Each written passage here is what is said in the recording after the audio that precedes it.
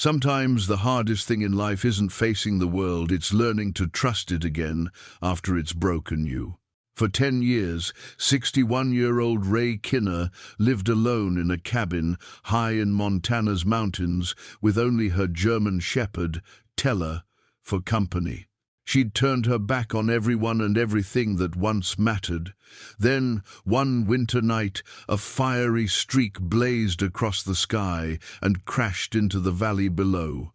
Teller ran into the darkness and came back, carrying something strange in his mouth.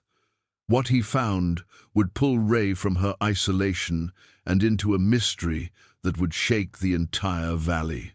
Could one discovery really change everything?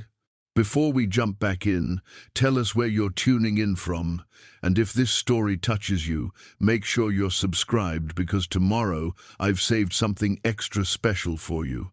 The cabin sat at 8,200 feet, perched on a granite shelf that jutted from the western slope of the Absaroka Range like a watchful eye over the valley below.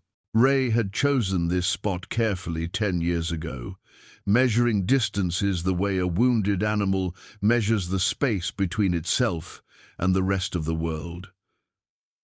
12 miles from the nearest graded road, 18 from the small town of Prospect, where she made her monthly supply runs with the efficiency of someone completing an unpleasant but necessary task.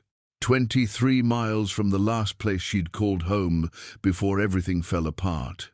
The structure itself was solid, hand-hewn logs darkened by weather and time, a stone chimney that drew smoke cleanly into the thin mountain air, double-paned windows that kept the worst of winter at bay while letting in enough light to work by. She'd added solar panels her second year here, practical rather than idealistic, understanding that true self-sufficiency required acknowledging the few things the modern world did better than the old ways. A generator sat in a weathered shed behind the cabin, used sparingly, mainly for running. Power tools, when repairs demanded them. Inside, the single large room held everything that mattered to her now. A wood stove that served for both heating and cooking, its iron surface worn smooth by a decade of use. Shelves lined one wall, packed with books, mostly geology texts, field guides, a few novels she'd read so many times, the spines had surrendered their shape. Her bed occupied the far corner, a simple frame with a thick mattress and wool blankets she'd bought from a rancher's wife down in the valley. A desk sat beneath the south-facing window, its surface covered with topographical maps, specimen samples in labeled jars, and a leather-bound journal that had belonged to her during her previous life. That journal represented everything she'd been before the betrayal. Dr. Rae Kinner, field geologist, specializing in mineral deposits and geological formations across the northern Rockies. She'd spent 23 years building a reputation for thoroughness and insight, for being the person mining companies and environmental groups alike trusted to tell them the truth about what lay beneath the Earth's surface. Her recommendations had guided development projects, protected watersheds, prevented disasters, and earned her respect in a field where women still had to prove themselves twice over. The journal's pages documented surveys from Montana to Wyoming, from Idaho to the Dakotas. Core samples and soil analyses, water table measurements and seismic readings, all recorded in her precise handwriting, alongside sketches of formations and notes about implications. She'd been methodical, even obsessive, about documentation, a habit learned from her mentor, Dr. Richard Emery, who'd impressed upon her that a geologist's field notes were sacred texts, the primary source material from which all conclusions must flow. She rarely opened that journal anymore. Looking at those pages meant remembering who she'd been, and that person felt like a stranger, now naive in ways that made Rae's chest tighten with something between pity and anger. Teller padded across the plank floor and pressed his muzzle against her knee, a gentle reminder that the past was past and the present demanded attention. The German shepherd had been 3 years old when she'd found him at a shelter in Billings, the same month she'd bought this land and begun building her exile. They'd recognized something in each other immediately, a wariness, a decision to trust carefully, if at all. He'd been returned to the shelter twice, the paperwork said, for being too independent and not affectionate enough. Perfect, she'd thought, signing the adoption forms. Now he was 13, his muzzle greyed, his movements a bit stiffer on cold mornings, but his eyes still sharp and his loyalty absolute. They'd developed a communication that transcended words, a tilt of his head when he heard something in the forest, a particular way of standing by the door when weather was coming, a soft whine that meant he wanted her attention for something specific, not just general companionship. She scratched behind his ears and stood, moving to the window. December light slanted across the valley, thin and pale, casting long shadows from the pines that marched down the mountainside in dark battalions. Snow lay deep this year, deeper than most, and the cold had settled in with the permanence of something that intended to stay until spring made it leave. From this vantage point, she could see most of the valley, a long, relatively flat stretch of land cupped between mountains, about 8 miles wide and 23 long. Ranches dotted the valley floor, their buildings small at this distance, smoke rising from chimneys in straight lines that betrayed the absence of wind.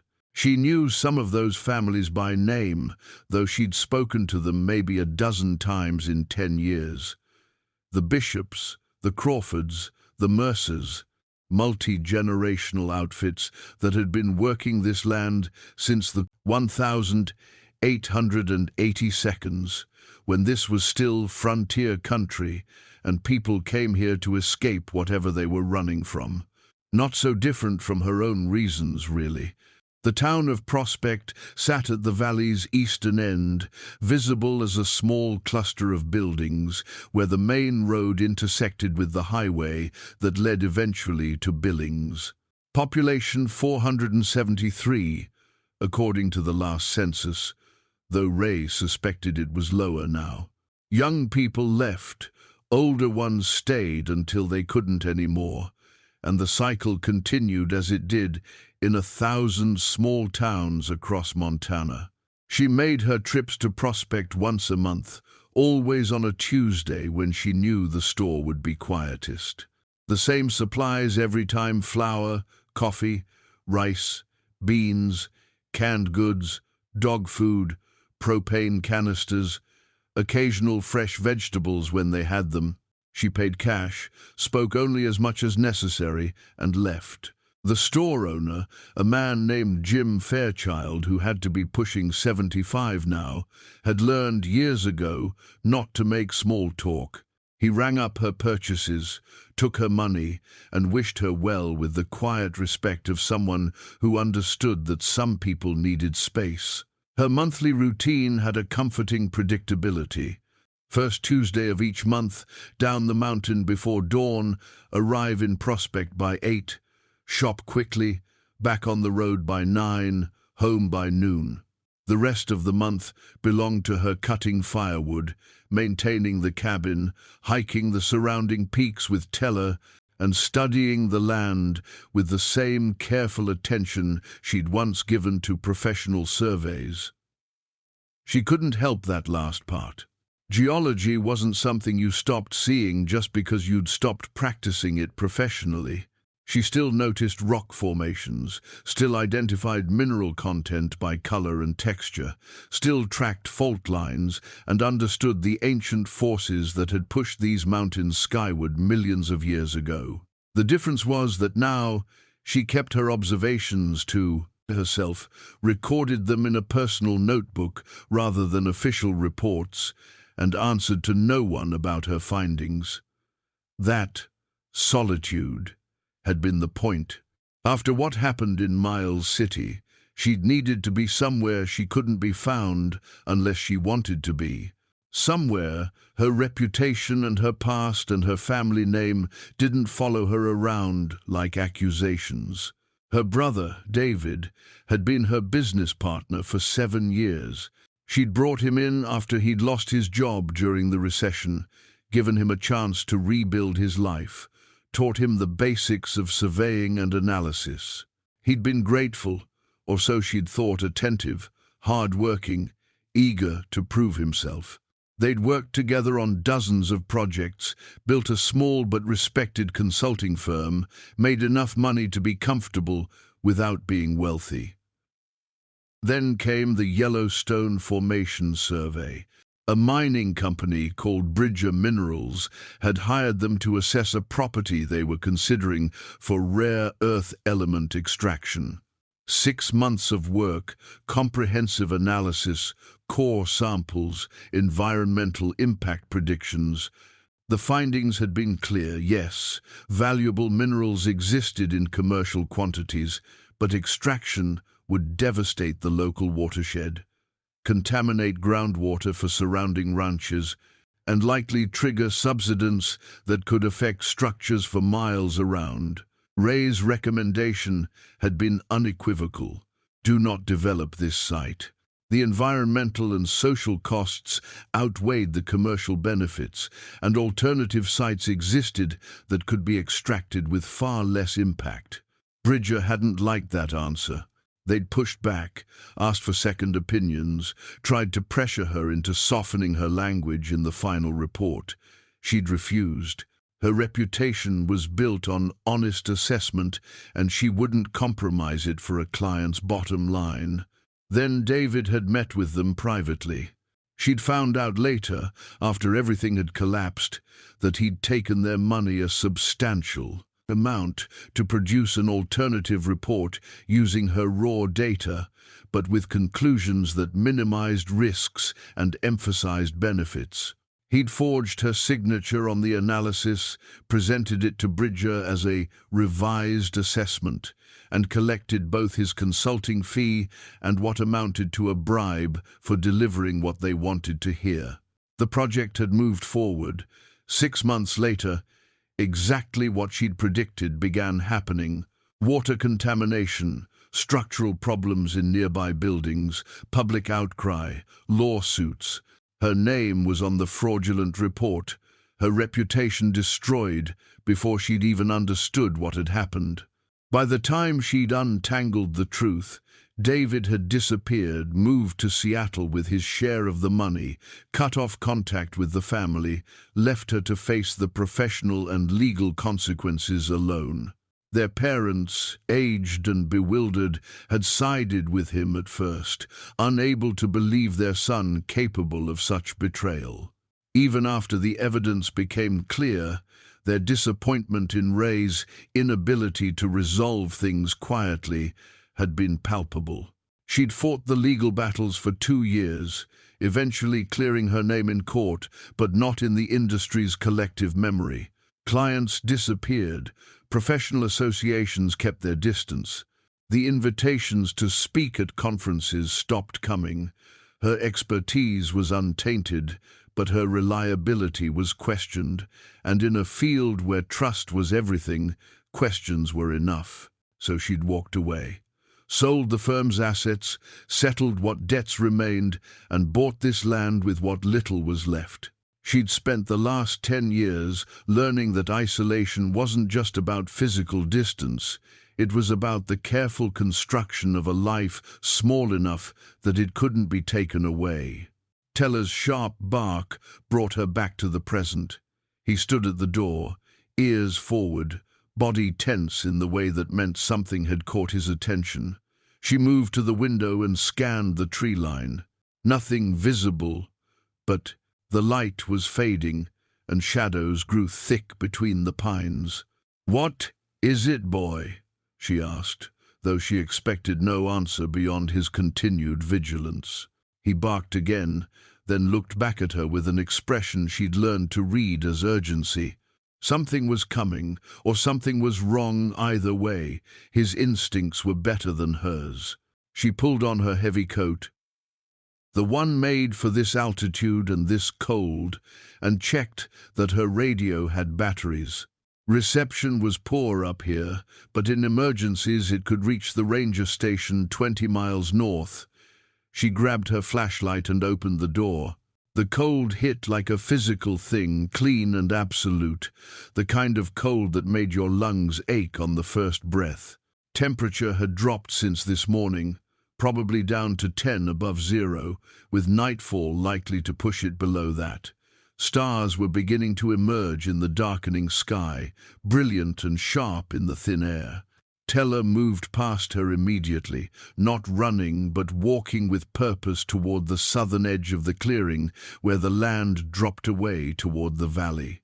She followed, boots crunching through the crusted snow, her breath forming clouds that dissipated almost instantly.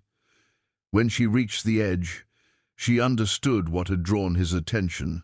The sky above the southern peaks was wrong, a color that didn't belong there, a reddish glow that pulsed and shifted like something alive.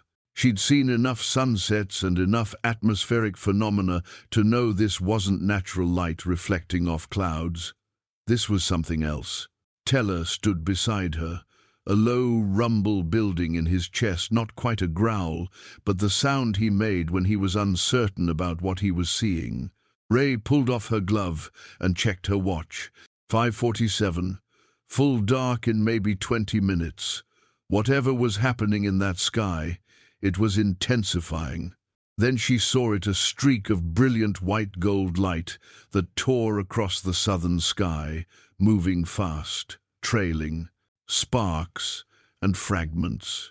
Not a shooting star or satellite. This was larger, lower, coming in at an angle that suggested it was going to hit ground somewhere close. The light intensified, bright enough to cast shadows across the snow, bright enough to make her squint. Teller pressed against her leg, his rumble becoming a full growl now, primitive instinct, recognizing something dangerous, even if neither of them understood what. The streak descended behind the far ridge, disappearing from view for maybe 3 seconds before the sound reached them, a boom that rolled across the valley like thunder, deep and resonant, followed by a series of smaller concussions that echoed off the mountain walls. Then, silence. Rae stood perfectly still, listening. Sometimes sound traveled strangely in these mountains, bouncing and reflecting in ways that made distance impossible to judge. But she'd estimate the impact point at maybe 4 or 5 miles south, probably in the forested valley between her ridge and the next range. Teller's growl had stopped. He stared in the direction of the impact, every line of his body expressing the desire to investigate. She understood the impulse. Her own mind was already running through possibilities, cataloging what she'd seen against her knowledge of meteorites, aircraft, satellites, anything that might explain it. But night was coming fast, and heading into unknown terrain in darkness, with temperatures dropping, was a good way to create a problem where none existed. Whatever had crashed would still be there in the morning. "Come on, boy," she said, her voice sounding strange in the crystalline silence. "Let's get inside." He didn't move. She called him again, more firmly this time. He looked at her, then back at the valley, then finally, reluctantly, turned and walked toward the cabin. Inside, she built up the fire and heated a simple dinner: venison stew from her freezer, bread she'd baked 2 days ago, coffee strong enough to fuel the thinking she knew she'd be doing tonight. Teller ate his kibble without his usual enthusiasm, distracted, rising periodically to pace to the door and back. She understood how he felt. That light, that sound, they'd disrupted something in the careful quiet she'd built here. Questions she didn't want to ask were already forming. What had it been? Would there be investigators, search parties, official attention turning toward these mountains? Would her solitude survive whatever had just happened? The rational part of her mind said it was probably nothing that would concern her directly. Meteorites fell. Space debris re-entered atmosphere. These things happened and were dealt with by people whose job it was to deal with them, and her life would continue as it had.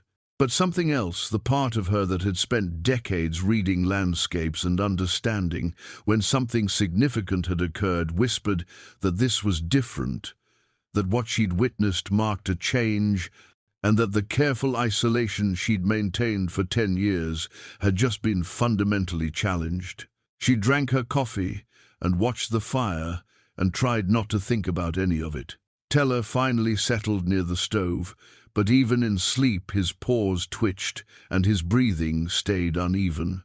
Outside, the temperature dropped further. The stars wheeled overhead in their ancient patterns, and somewhere in the valley below, something that had fallen from the sky lay waiting to be discovered. Rae woke to darkness and the sound of Teller's paws scratching at the door. She checked the clock on her bedside table, 2:37 in the morning. The fire had burned down to coals, the cabin cold enough that her breath misted when she sat up. "Teller, settle down," she called. But he continued his scratching, more insistent now, accompanied by a whine that carried a note she'd never heard from him before. She pulled on her thermal layers and heavy pants, her body protesting the sudden movement. From warm bed to cold air, when she opened the door, Teller shot through it like he'd been released from a cage, disappearing into the darkness before she could grab his collar. "Teller!" She shouted his name into the night, her voice swallowed by the immensity of the frozen landscape. "Get back here!" Nothing, not even the sound of his paws in the snow. She stood in the doorway, the cold seeping through her clothes, weighing her options. He'd never done this before, never ignored her commands, never run off into the night. In 13 years together, he'd been reliably obedient, understanding that in this environment, obedience wasn't about control but survival. Something had drawn him out, something strong enough to override every instinct and every year of trust between them. She looked at the thermometer mounted beside the door. 7 below zero. Without proper gear, she'd have maybe an hour before the cold became dangerous. With it, longer, but not indefinitely. The rational choice was to wait until morning, trust that he'd return on his own. Dogs had survived worse nights than this in these mountains. He was strong, healthy, his coat thick enough for the cold. But he was also 13 years old, and whatever had pulled him into that darkness might be dangerous in ways that had nothing to do with temperature. She dressed fully thermal underwear, wool layers, insulated overalls, her heaviest parka, 2 pairs of socks under insulated boots, gloves rated to 40 below, a headlamp and 2 backup flashlights. The radio, though she doubted it would be useful. Her rifle, because large predators were rare but not impossible, and because 13 years alone had taught her that preparation meant carrying weight you hoped you wouldn't need. Before leaving, she took a moment to study the topographical map on her desk, tracing the likely path Teller would have taken if he was heading toward where they'd seen the impact. The terrain was steep but manageable, mostly forested with a few rocky sections that would require careful navigation in darkness. 4 miles if she went straight. Maybe 6 if she followed easier paths. She stepped out into the night and closed the door behind her, locking it more from habit than any real security concern. Who would rob a cabin this remote? And if they did, what would they take that mattered? Her headlamp cut a narrow tunnel through the darkness, illuminating snow and trees in harsh white light. She called Teller's name periodically, listening for any response, hearing only the settling sounds of the forest branches creaking under snow's weight, the occasional soft whump of snow sliding from overloaded limbs. Following his tracks was easy at first. His path led directly south, downslope, through gaps in the tree cover that she'd have chosen herself if trying to move quickly. He wasn't wandering, he was going somewhere specific with purpose and determination. After 40 minutes of steady hiking, her thighs burning from the steep descent, she reached the creek that marked the boundary between her property and national forest land.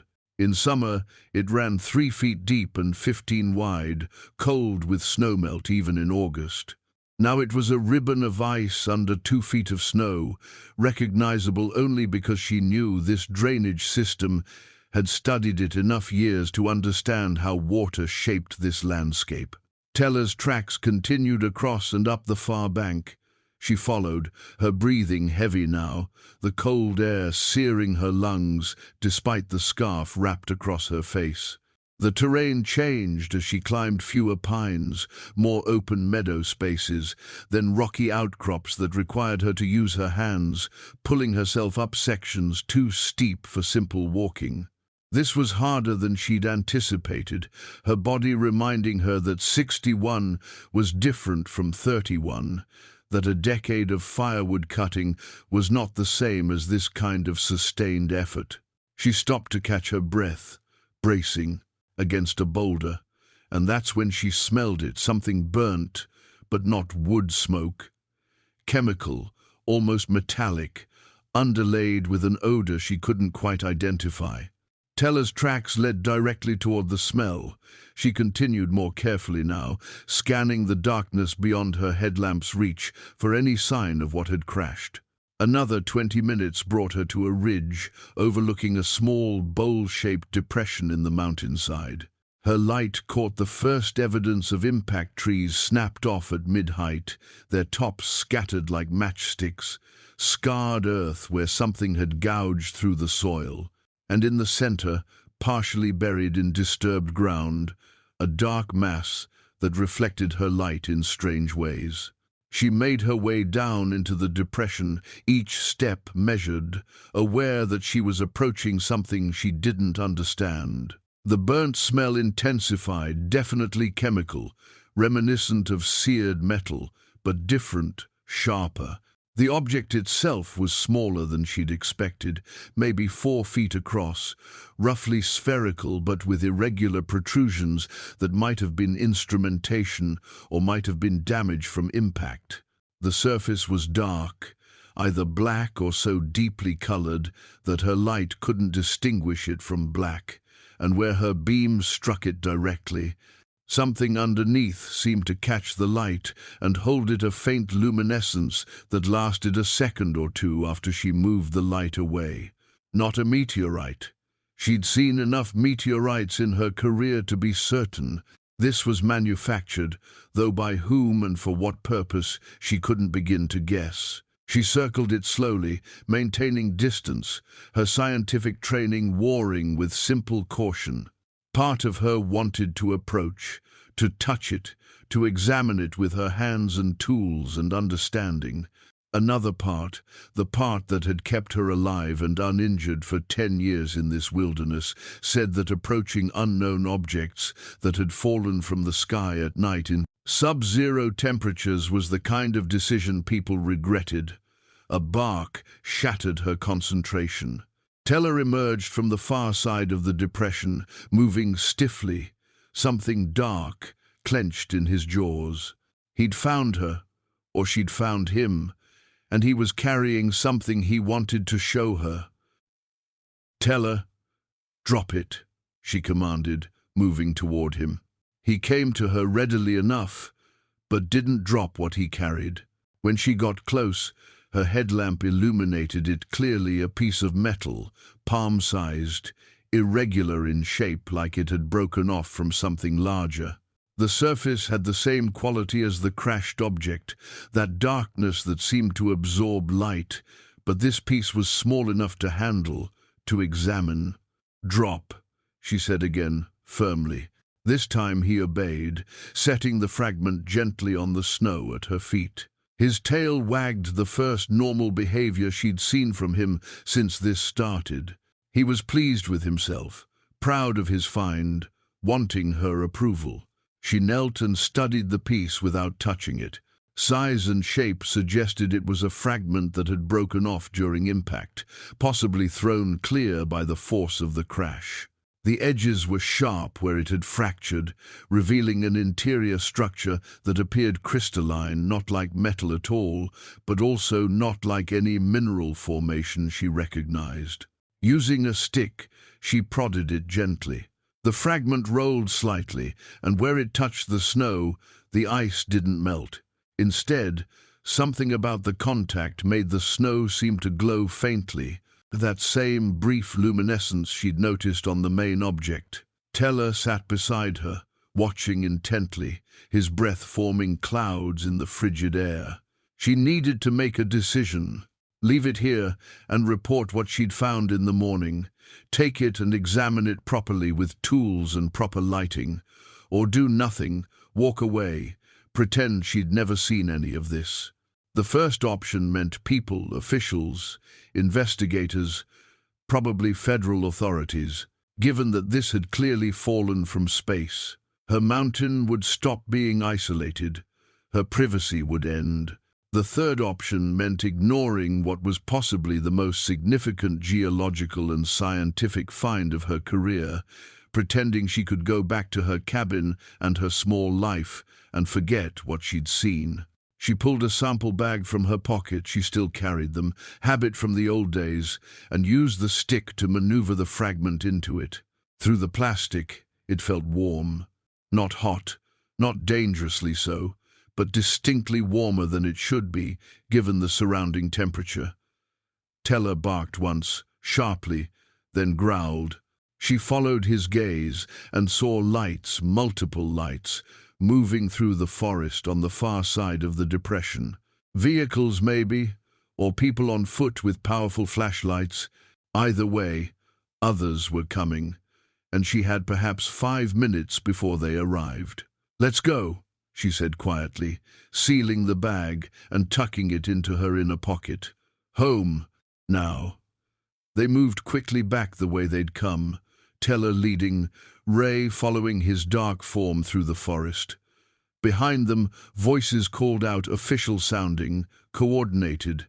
Someone giving orders about securing the site, about taking readings, about maintaining the perimeter. She didn't look back. By the time they reached the creek, the voices had faded to nothing, swallowed by distance and trees. By the time they climbed back to her ridge, the sky had begun to lighten in the east, dawn coming slowly, as it did in winter. The cabin was exactly as she'd left it locked, dark, unchanged. But as she opened the door and ushered Teller inside, as she stripped off her frozen outer layers and built the fire back up, she understood that everything had changed anyway. The fragment sat on her desk, still faintly warm inside its bag, a piece of something that shouldn't exist, something that had drawn her dog into the night and drawn her after him, something that, even now, seemed to pulse with a light that had nothing to do with her lamp or the growing dawn outside her windows. She made coffee and sat watching it, and knew that the isolation she'd maintained for a decade had just ended, whether she wanted it to or not. Rae spent the morning watching the fragment. She'd placed it on a clean white cloth on her desk, removed from its bag, and positioned her brightest lamp directly above it. Through a magnifying glass, the surface revealed patterns, geometric shapes that repeated in ways that suggested deliberate design rather than natural formation. The crystalline interior caught and refracted light at angles that seemed impossible given standard mineral structures. She'd taken measurements with calipers, approximately 7 centimeters at its longest point, irregular in shape as expected from a breakage point, mass of 143 grams. Density calculations suggested it was lighter than most metals, closer to certain ceramics or composite materials. But ceramics didn't generate their own heat, and this fragment maintained a consistent temperature of 94 degrees Fahrenheit despite the cabin's cold air. Teller had settled near the wood stove, exhausted from their night's adventure. He'd drunk half his water bowl in one session, eaten his breakfast with unusual hunger, and then collapsed into the deep sleep of a dog who'd pushed himself beyond normal limits. She'd checked him over for injuries and found none, just tired, which was fair enough. They both were. By noon, she'd admitted to herself that she had no idea what she was looking at. Her expertise was geology, rocks, minerals, formations created by heat and pressure and time. This was something else entirely, manufactured clearly, advanced in ways she couldn't quantify without equipment she didn't own and expertise she didn't possess, which meant she needed information. And information meant going into prospect 2 weeks earlier than her normal schedule, breaking the pattern that had defined her life here. The alternative was to report what she'd found, call the sheriff, or the Forest Service, or whoever handled fallen space objects. But that meant questions. What was she doing out there at 3 in the morning? How did she find it before the official teams? And most importantly, why had she taken it? She wasn't ready for those questions, wasn't sure she'd ever be ready for them. The fragment represented something she didn't understand yet, and understanding meant keeping it close, keeping it private, at least until she knew what she was dealing with. The drive down the mountain took an hour and 40 minutes, the switchback road icy in places, despite the sand and gravel she'd spread on the worst sections during fall. Her truck was old but reliable, a 1989 Ford F-250 with 200,000 miles on it, maintained meticulously because replacement at this altitude would be expensive and complicated. Prospect looked different. She noticed it immediately, more vehicles than normal for a Tuesday afternoon, including several black SUVs that had government written all over them, despite lacking official markings. People in cold weather gear that was too new and too expensive for locals, carrying equipment cases and talking on radios. She parked in her usual spot behind the general store and sat for a moment, gathering herself. 10 years of avoiding unnecessary human contact made this feel like preparing for combat. She checked that the fragment was secure in her inside pocket, wrapped in cloth and sealed in a plastic container. Not likely to be noticed unless someone had reason to search her, and she'd give them no such reason. Inside, the store was warmer than usual, the wood stove working overtime to combat the number of people crowded into the small space. Jim Fairchild stood behind the counter, his weathered face showing strain as he dealt with a customer she'd never seen before. A young man in expensive outdoor gear, asking questions about roads and access points and whether anyone had reported seeing anything unusual last night. Jim's eyes found hers across the store, and something in his expression told her to wait. She busied herself with her shopping, moving through familiar aisles, selecting the same items she always did, listening to conversations around her. Entire team deployed from Malmstrom. Thermal signatures suggest impact velocity of at least. Need to establish a perimeter before media gets wind. Military. Air Force. Probably, given the mention of Malmstrom Air Force Base. Which made sense if they thought this was some kind of weapons test or satellite. They'd want to secure it before anyone else, classify it, make it disappear into whatever black-budget program had launched it. When the young man finally left, Rae approached the counter with her basket. Jim rang up her purchases in silence, his hands moving with the automatic precision of someone who'd done this thousands of times. "You doing okay up there, Rae?" he asked quietly, not looking at her directly. "Same as always," she replied, keeping her voice neutral. "Lot of excitement last night." He bagged her coffee and flour. "You see anything from your place?" Saw the light, heard the sound. She handed him cash, figured someone would handle it. He gave her change and met her eyes for the first time. Heard some talk that someone got to the site before the military cordoned it off. Someone who knew the terrain well enough to move fast in the dark. She maintained her expression, giving nothing away. People talk. They do. He handed her the bags. They also sometimes need to know things that aren't in official reports, historical things, geological things. She paused, understanding that he was offering something information, or access to information, or simply the acknowledgement that unusual events had contexts that extended beyond single incidents. The Historical Society, she said, they still open Tuesday afternoons? Until 4. He turned to help another customer, but added, Dorothy's working today. She remembers things from the old days, before any of us got here. Rae nodded and left, her mind working through implications. Jim was connected enough to know she'd been at the crash site, or at least to suspect it. But instead of confronting her or reporting her, he'd pointed her toward more information.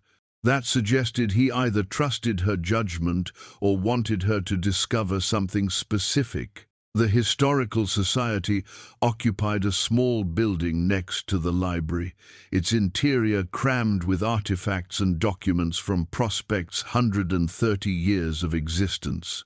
Dorothy Stennett sat at a desk near the window, a woman in her 80s with sharp eyes and sharper memory, someone Rae had spoken to exactly once before, 5 years ago, when researching the area's geological survey history.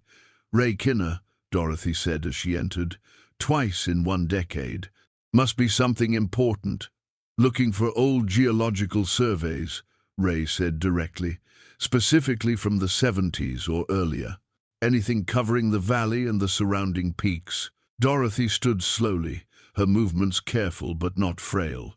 Bureau of Land Management did comprehensive mapping in 1973.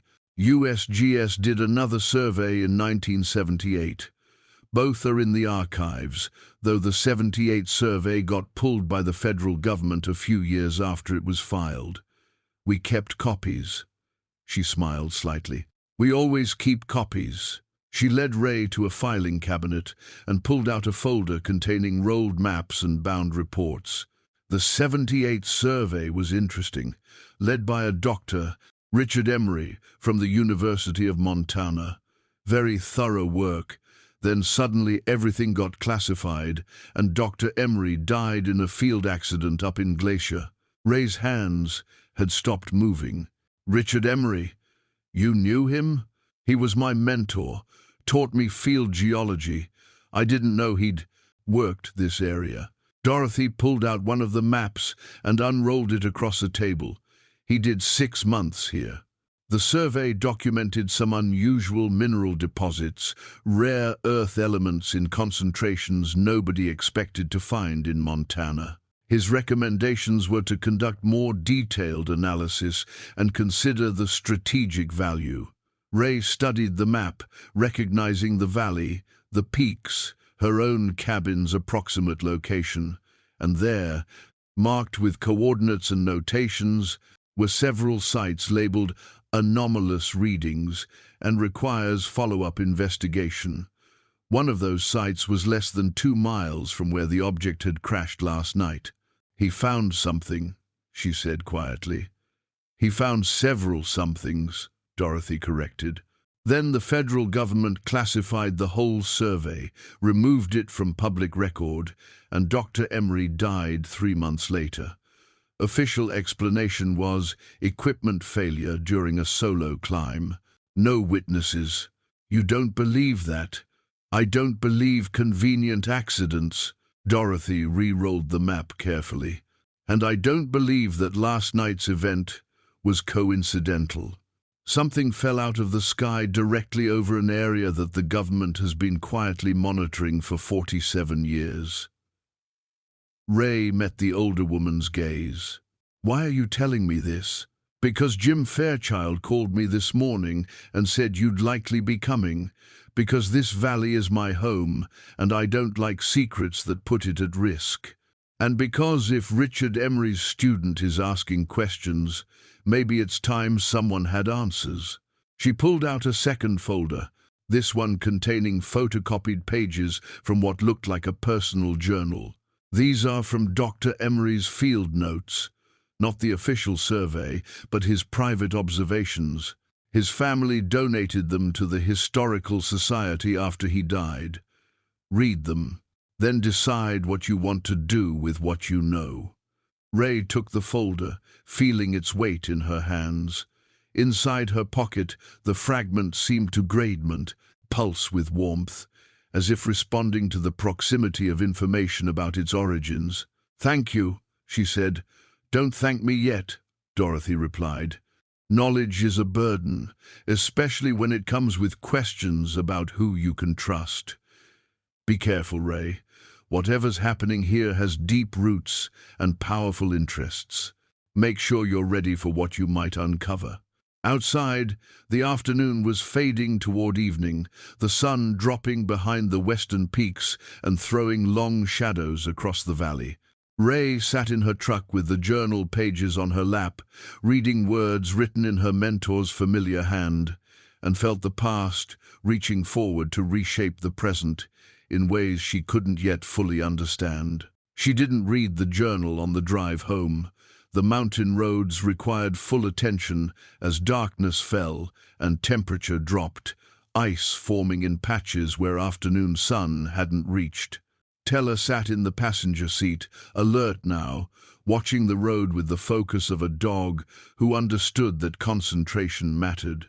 Back at the cabin, she built a fire large enough to heat the space thoroughly, made coffee strong enough to keep her awake despite exhaustion, and finally opened the folder Dorothy had given her. Richard Emery's handwriting hadn't changed in the 47 years since he'd written these entries. The same precise lettering she remembered from the margins of her textbooks, from field reports they'd worked on together, from the note he'd left on her final exam, telling her she had real talent and shouldn't waste it. The journal began straightforwardly enough, documenting his arrival in the valley in March 1978, his initial survey setup, the team he'd assembled, standard geological assessment work, noting rock formations and mineral samples, cataloguing findings with scientific detachment. Then, 3 weeks in, the tone shifted. He'd found something unexpected during a routine survey of the Southern Peaks readings that didn't match any standard geological profile, magnetic anomalies, unusual thermal signatures, and most intriguing, samples that contained rare earth elements in concentrations that seemed commercially significant. His excitement was evident even in the careful language of scientific notation. "This could be important," he wrote, "not just commercially but strategically. These elements are critical for advanced technology. Their presence here in these quantities could shift national resource dependencies." But excitement gave way to caution as the entries continued. His supervisors had become very interested in ways that made him uncomfortable. Questions about where exactly he'd found the samples, requests for precise coordinates, suggestions that maybe the findings were too preliminary to include in preliminary reports. Then, in June, a different kind of entry. "Met today with Colonel Phillips from Malmstrom AFB. He asked pointed questions about the deposit's extent and accessibility. When I explained the environmental implications of extraction, watershed contamination, habitat destruction, he seemed unconcerned, said national security considerations might outweigh local environmental issues. I don't like where this is heading." Rae stopped reading and stared at the fire. Military involvement 47 years ago meant this wasn't new. Whatever had crashed last night was connected to something that had been going on for decades, something her mentor had stumbled into and apparently worried about enough to document in his private notes. She returned to the journal. The entries became more frequent, more anxious. Emery described being followed, his office being entered while he was away, files disturbed. He'd begun keeping duplicate records, storing them off-site, making sure his findings couldn't simply disappear if something happened to him. In July, he'd met with local families, particularly an older rancher named Samuel Bishop. Tom Bishop's father, Ray, realized he'd shared his concerns about the implications of the mineral deposits, about federal interest that seemed excessive for simple geological surveying. Samuel had told him stories about strange occurrences on the land, going back generations, lights in the mountains, areas where compasses didn't work right, places animals avoided. Emery's scientific skepticism had warred with the accumulating evidence. He'd begun to suspect that the government's interest predated his survey, that perhaps his assignment here hadn't been about discovery, but about confirmation of something already known. The final dated entry was from the 15th of August, 1978. I've decided to submit my official report with minimized findings and keep the comprehensive data private until I can determine who to trust with it. The implications are too significant to let this be classified and buried. These resources belong to this valley, to these families who've stewarded this land for generations. They deserve to know what's under their feet and to have a voice in what happens to it. Below that, in different ink, a hastily scrawled note: if something happens to me, this must be preserved. The truth matters more than my safety. 3 weeks later, according to Dorothy, he died in Glacier National Park. Equipment failure during a solo climb. Rae closed the journal and sat in silence, the only sound the crackle of the fire and Teller's soft breathing from his place near the stove. Her mentor hadn't been killed by equipment failure. She was as certain of that as she'd ever been of any geological assessment. He'd been silenced because he'd found something significant and refused to let it be hidden. She pulled out the fragment and set it on the desk beside the journal. In the lamplight, it seemed to glow more distinctly, that faint luminescence stronger now than it had been this morning. She touched it carefully, still warm, still maintaining that odd internal heat that defied explanation. What if the crash hadn't been an accident? What if someone had sent this object deliberately, knowing it would draw attention to the valley, knowing it would force the revelation of whatever lay hidden here? The hypothesis felt wild, but no wilder than anything else that had happened in the past 24 hours. And it would explain the object's properties, not a meteorite, not a failed satellite, but something deliberately designed to be found, to be noticed, to create exactly the kind of disruption that would bring investigators and attention and questions. A knock on her door made her jump, made Teller leap to his feet with a bark. She'd had exactly 3 visitors in 10 years, twice from the Forest Service, checking on her winter preparations. Once from a lost hiker who'd stumbled across her cabin in a storm. Nobody knocked on her door at 8 o'clock on a winter night. She moved the fragment and journal into a desk drawer, pulled on her coat, and answered the door with her hand near the rifle she kept mounted on the wall.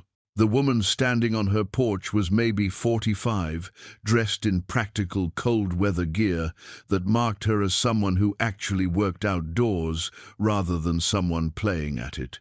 She had the weathered look of someone who spent significant time in the sun and wind, with dark hair pulled back in a simple ponytail and eyes that assessed Rae with the same careful evaluation Rae was giving her. "Dr. Kinner?" the woman asked. "I'm Hannah Bishop. My father said you might be able to help us understand what's happening in the valley."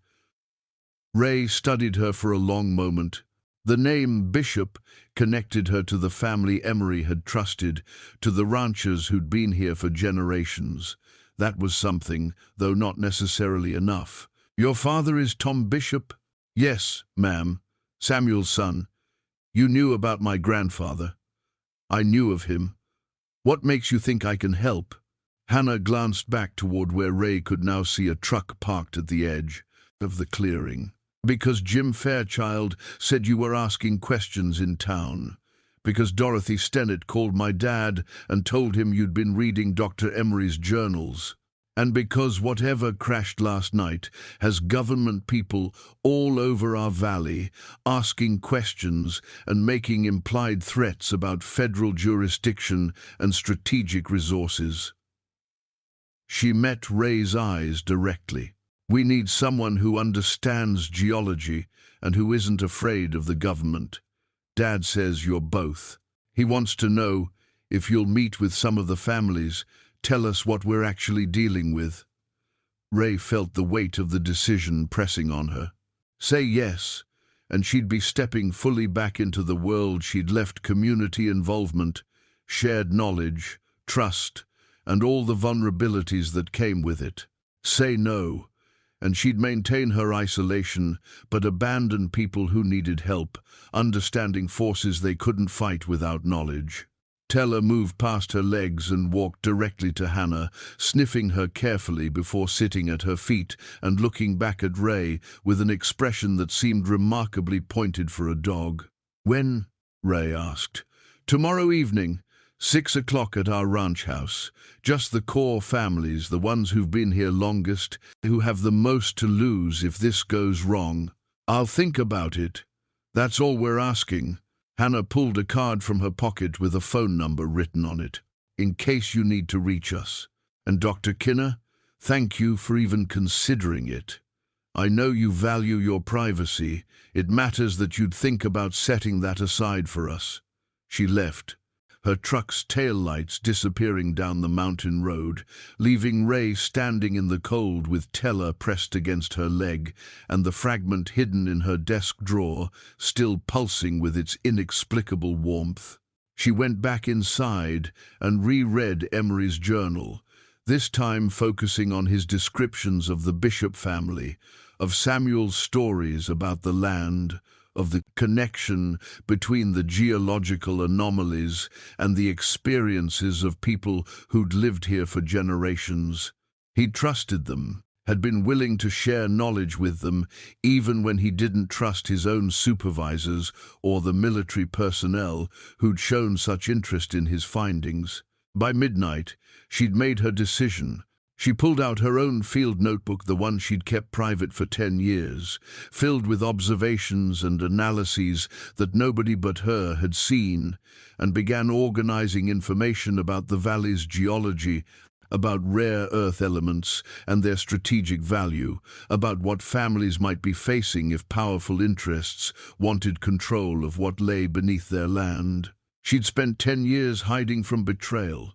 But Emery had taught her that some things mattered more than safety, that knowledge carried responsibilities, and that silence in the face of injustice was its own kind of betrayal. If she was going to break her isolation, she'd do it completely, sharing what she knew, offering what expertise she had, and trusting that this time, with these people, truth would be stronger than the forces that wanted to bury it. Tomorrow evening, she'd walk into a room full of strangers and make herself vulnerable in ways she hadn't allowed in a decade.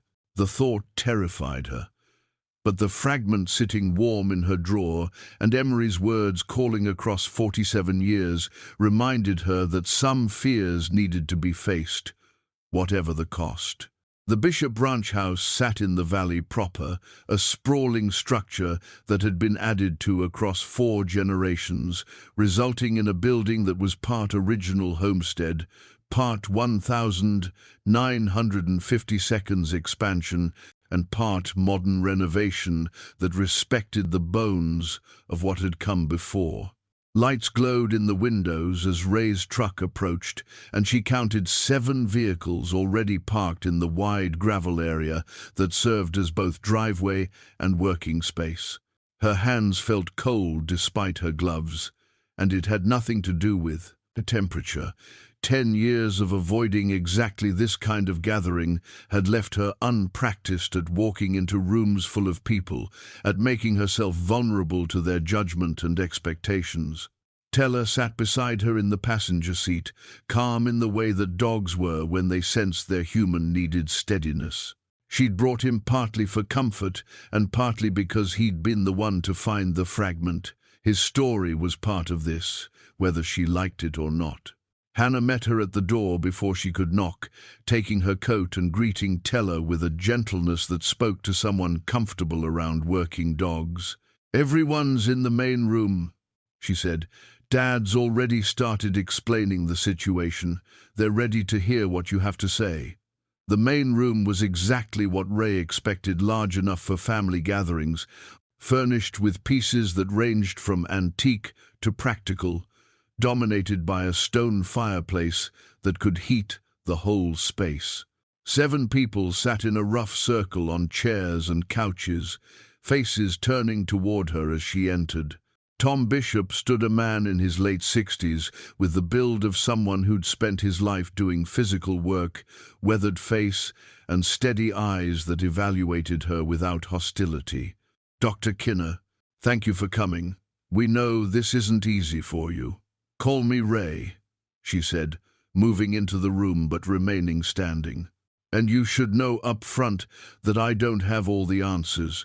What I have is knowledge about geology and a fragment from whatever crashed 2 nights ago." That got their attention. Tom gestured to an empty chair, and she sat, Teller settling at her feet. Hannah took a seat beside her father, close enough that Rae understood their relationship was built on mutual respect and partnership rather than traditional hierarchy. Tom made quick introductions. Martin and Louise Crawford, both in their 70s, owned the spread north of the Bishop Ranch. Jack Mercer, mid-60s, ran cattle on the eastern section of the valley. Amy Zhang, late 40s, whose family had bought the old Kendrick place 15 years ago and turned it into a successful organic operation.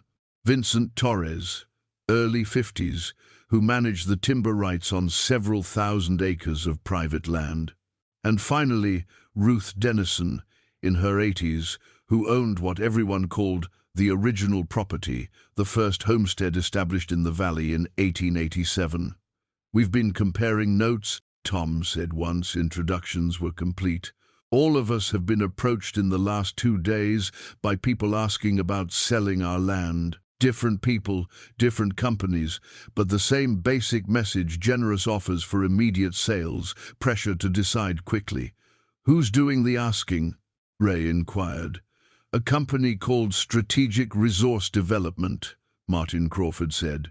His voice carried the roughness of someone who'd spent decades working in cold weather. "Never heard of them before yesterday.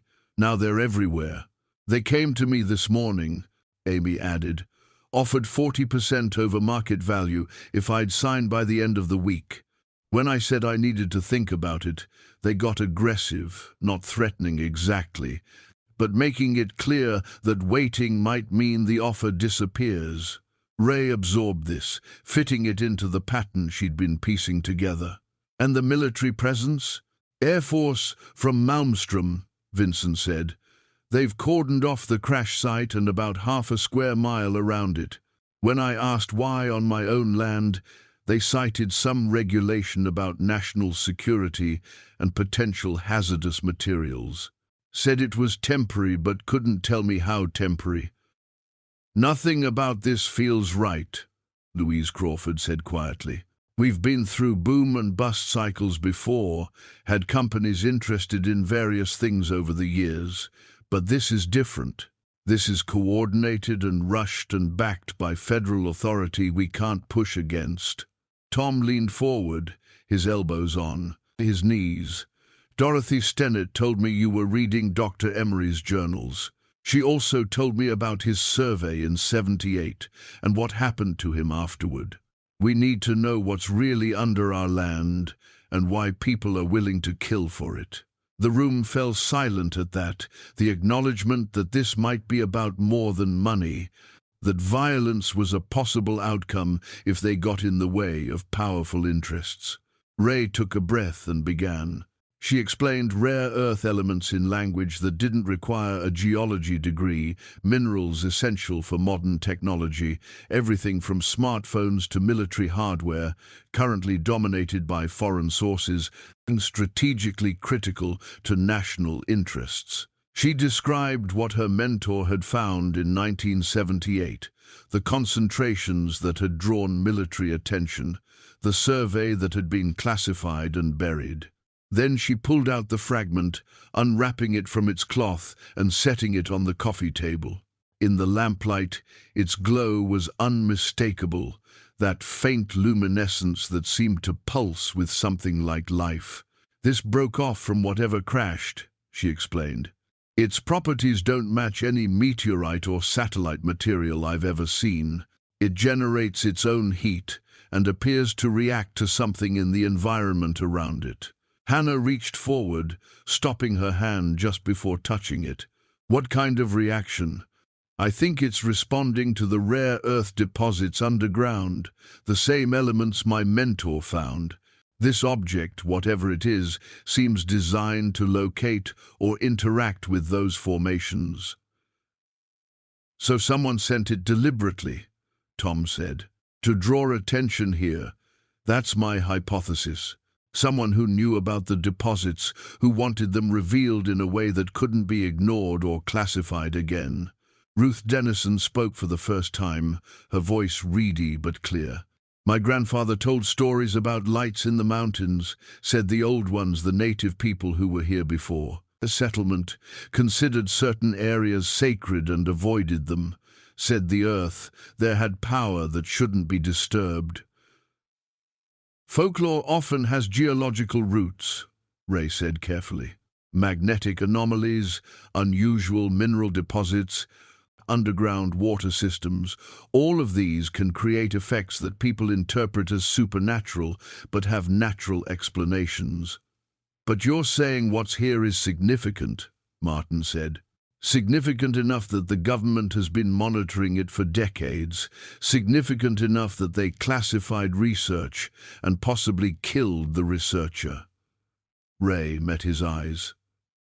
Yes, and significant enough that you're all in danger of losing your land if you can't organize an effective response. The room erupted in overlapping conversations, questions, concerns, anger, fear. Tom let it go for a minute before raising his hand for quiet. We need a plan, he said. We need to understand exactly what we're dealing with and what legal standing we have. Rae, can you do a comprehensive survey, document everything so we have our own independent assessment? She'd known this was coming, had prepared herself for the request, but actually hearing it made her stomach tighten. It would mean weeks of work, close collaboration, constant interaction with these families.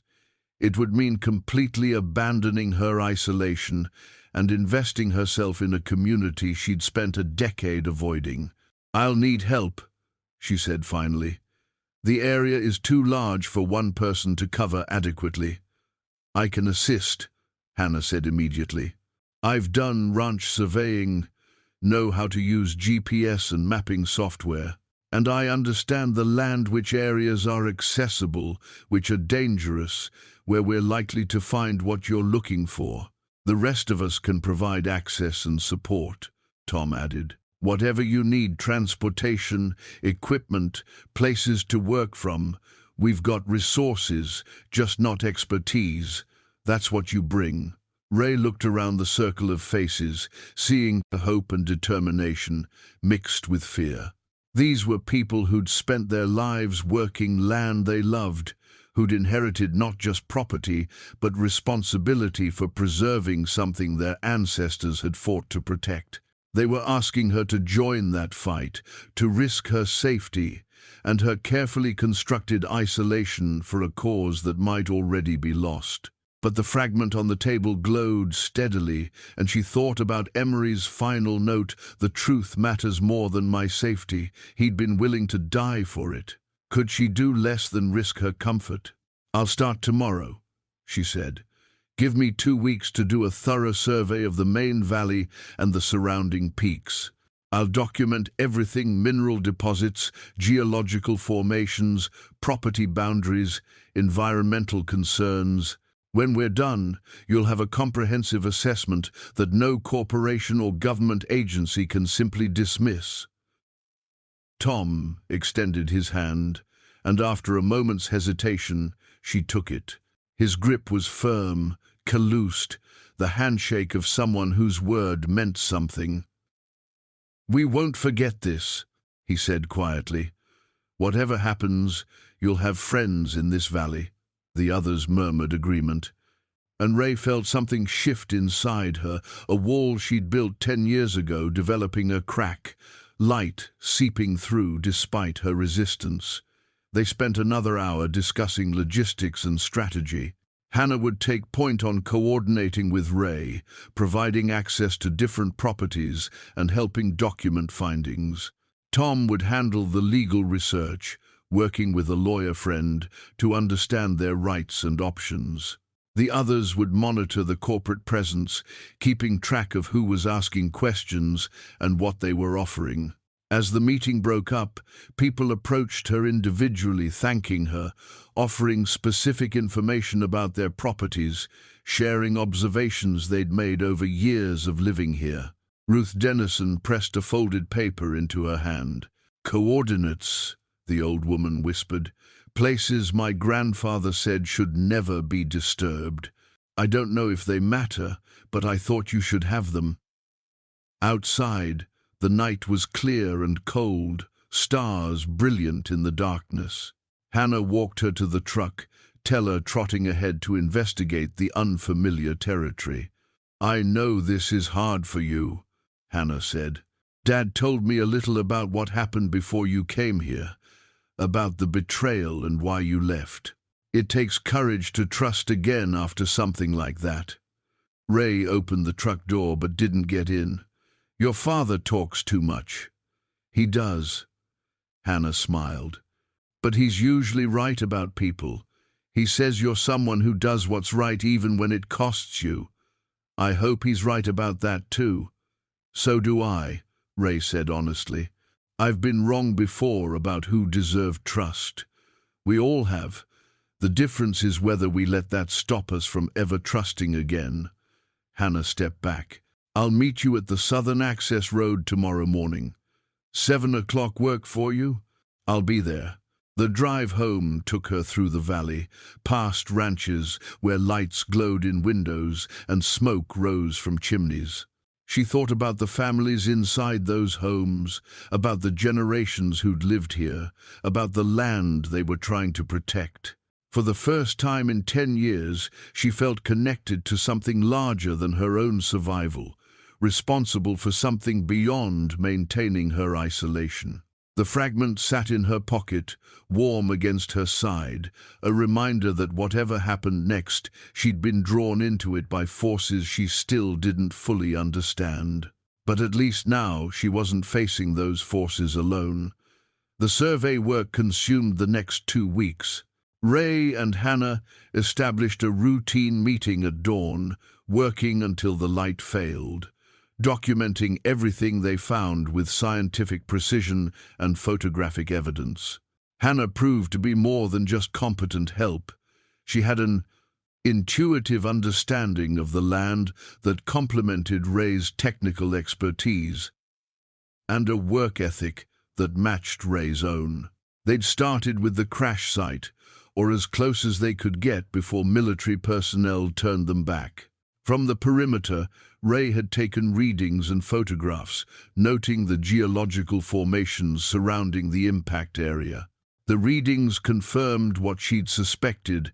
This was one of the richest concentrations of rare earth elements she'd ever encountered. From there, they'd worked systematically across the valley, using Ruth Dennison's coordinates as waypoints. Each location showed similar characteristics: high concentrations of cerium, lanthanum, neodymium, and other elements critical to modern technology.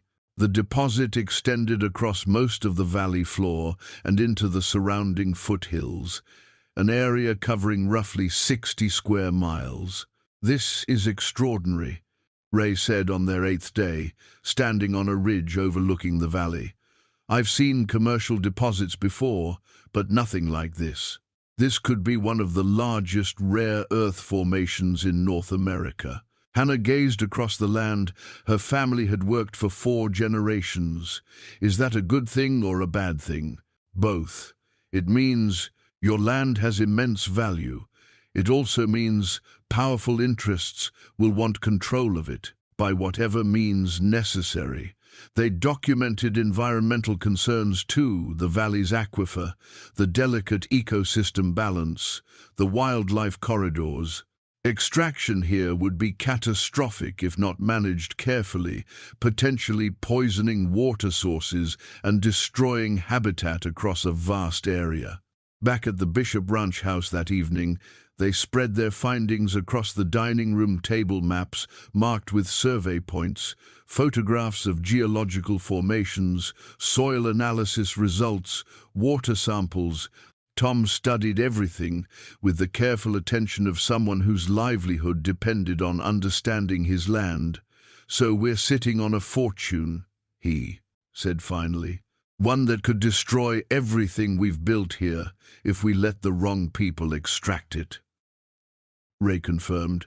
"The question is whether you can negotiate terms that protect both your interests and the land itself." "Strategic resource development is pushing harder," Martin Crawford said. He'd arrived an hour ago with news that their offers had increased again, now 50% over market value, with bonuses for quick signatures. "They've started talking to the next generation too, our kids who moved away, who might see this as financial salvation." "Creating division," Hannah observed, "making it harder for families to present a unified front." The pattern was familiar to Rae from her previous career: corporations identifying pressure points, exploiting fractures in community cohesion, making individual deals that undermined collective bargaining power. "Have you learned anything about the company itself?" she asked. "Very little," Tom admitted. "They're registered in Delaware, which tells us nothing. No obvious ties to major mining corporations. Their representatives are professional but tight-lipped about where their funding comes from, which suggests they're a front for someone bigger," Rae said. "Probably someone who doesn't want their name attached until deals are finalized." Her phone rang, a rare enough occurrence that everyone looked up. She checked the number and frowned. Jim Fairchild, from the general store. "Rae, you need to know something," he said without preamble. "There are people in town asking about you specifically, not the usual government types. These are different private investigators or something like that. They've been showing your picture around, asking when you were last in town, where exactly your cabin is located." Her chest tightened. "What did you tell them?" "Nothing useful, but they've been thorough, checked property records, talked to anyone who might know you. They're building a profile." She thanked him and ended the call, aware that everyone in the room was watching her. "They know about me," she said simply. "No, I'm involved in surveying the valley. They're trying to understand who I am and whether I'm a threat to their plans." "Are you in danger?" Hannah asked directly. "I don't know, but it means we need to move faster. If they're investigating me, they probably know or suspect what we've found." Tom stood and moved to a cabinet, pulling out a framed document that Rae recognized from her first visit, the original land grant from 1889. He laid it on the table beside their survey data. "My great-great-grandfather, Jacob Bishop, was the first to homestead this land.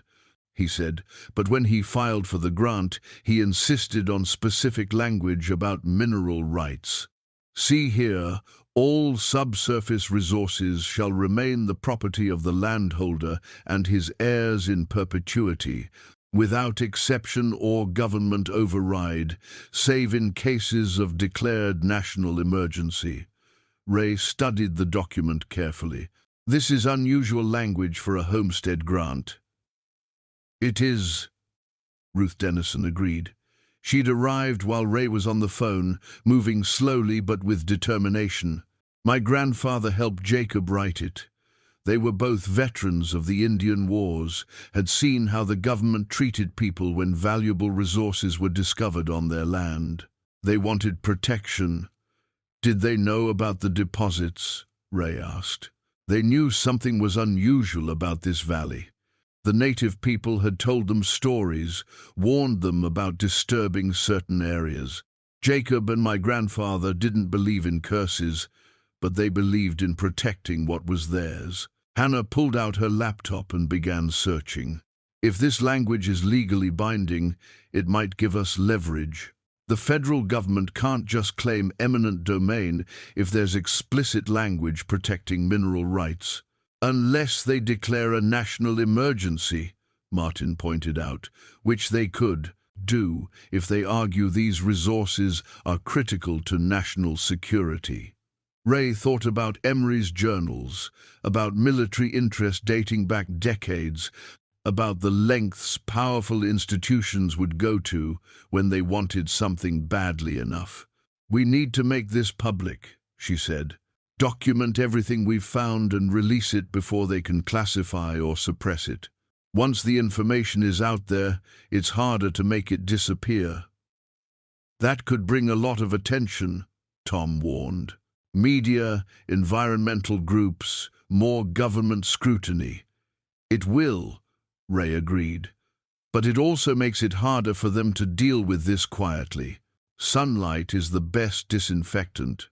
They debated late into the night, weighing risks and benefits, discussing strategy. Finally, they agreed on a plan. Finish the comprehensive survey, compile everything into a detailed report, and release it to multiple sources simultaneously. Media outlets, environmental organizations, geological societies, and selected members of Congress, known for supporting transparency. As the meeting broke up around midnight, Hannah walked Rae out to her truck. The temperature had dropped below zero, their breath crystallizing in the air between them. You know, this might make you a target, Hannah said. If people were willing to kill Dr. Emery to keep this quiet, they might be willing to do the same to you. I know. Rae opened the truck door, letting Teller jump in. But I've spent 10 years hiding because I was hurt once. I'm tired of letting fear make my decisions. That's not fear, that's caution. There's a difference. Maybe, but caution can become its own kind of prison. She climbed into the truck.